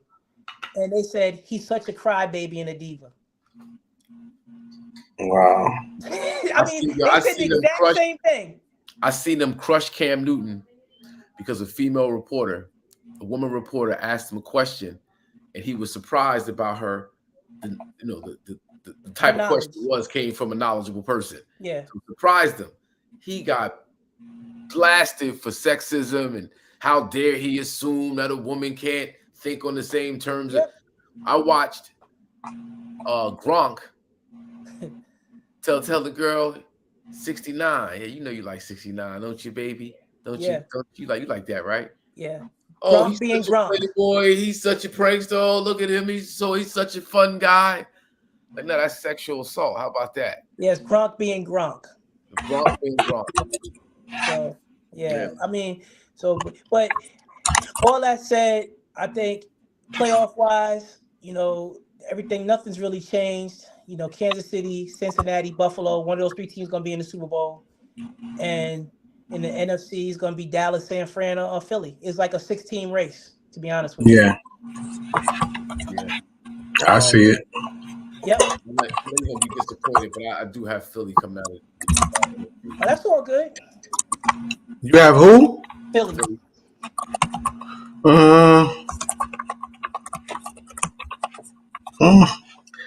I heard another stat today. The last team that's undefeated to lose, the last team to lose a game during the season, last time they won it all was like 18 years ago. What do you mean? Like, so whoever lost the Eagles were 8-0. Like the Eagles were the last team the last team to lose a game. Like in terms of their first game, it came that they were undefeated the longest. They were 8-0. He's saying that the last team was 18 years ago that had that streak going the longest and won the Super Bowl. They never seal a deal. 90% of the time they never seal the deal. They have a great early part of the season, lose a few, and then struggle down the stretch. And he said a large percent of them lost in the first round. Yeah, it happens. I mean, you figure New England lost the ultimate game, right? They were undefeated going into the Super Bowl. Yeah. I think it's timing too. I think teams can peak too early. You can start off the season, you start out like a bat out of hell and real early, and then a couple of injuries and a few losses, and then now you're struggling and fighting to get across the finish line, and then it's a wrap. Yep, I agree. That's not quite Philly, because they've had some tough games, and they've won those tough games. They had 2 tough games that they lost. Philly's good. They're a good team. They're good. They're a good team. Dallas ain't no slouch, so them losing to Dallas, by 6 points with Gardner Minshew as a starting quarterback, that's like, that's nothing to sneeze at. That's a win. That's a win. Mm-hmm. So my heart is with the Cowboys, of course. We talked about that. You know how I feel about the Cowboys, but just my heart is the Cowboys. My head is the Eagles out the East. Out of the NFC, and the Chiefs out the AFC. Yeah, I'm gonna go. I like San Francisco better than both Philly and Dallas. To me, I like San Fran. Yeah, I like San Francisco, and I would have to say if I was going to bet, it'd be San Francisco and Kansas City. Because I don't think Mahomes gonna let one of these boys get him in the playoffs this year. No, I think he's gonna be ready this year. He ain't letting either one of these dudes get him because he already know the narrative himself. He know what it is. Yep.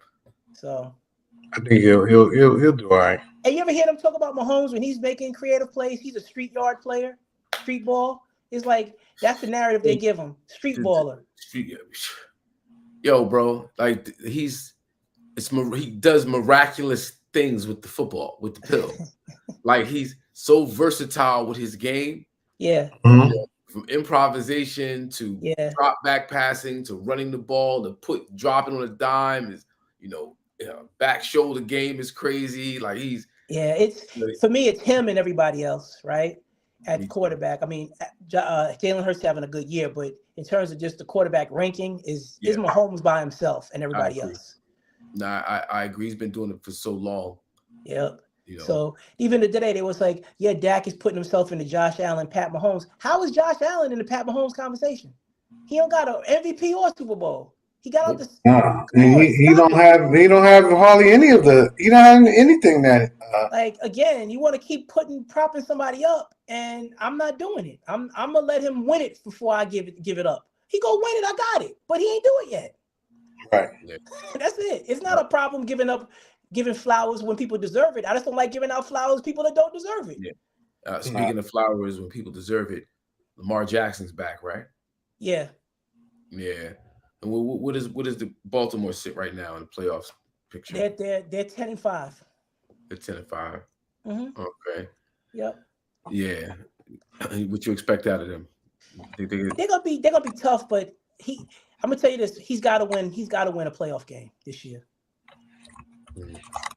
I mean, he just does. Yeah. Coming off his injury, he's been gone for what, 2-3 weeks? 3 weeks. 3 weeks. Yeah. He's got to win. He's got to win a playoff game. Right. Yep. So. Yeah. Yep. Okay. But I apologize for being late, brothers. No, that's all good, man. We still step out. It's 10 o'clock. Yeah, I got to step 10. out. I got to tap out myself. Yeah, it was a great show. Thank you, Pearl, for hopping in and building. Pearl, thank you, brother. Family always good. Family always good. Yep. And you guys enjoy the rest of your holiday season. Happy New Year to you. Happy New Year. See everybody next week. Yes, sir. Stay warm, man. Stay warm. Call me, Hawks. But I got to work next Tuesday, so I'll be on. I got to go back to work. It's gonna be 85 degrees on Friday, bro. I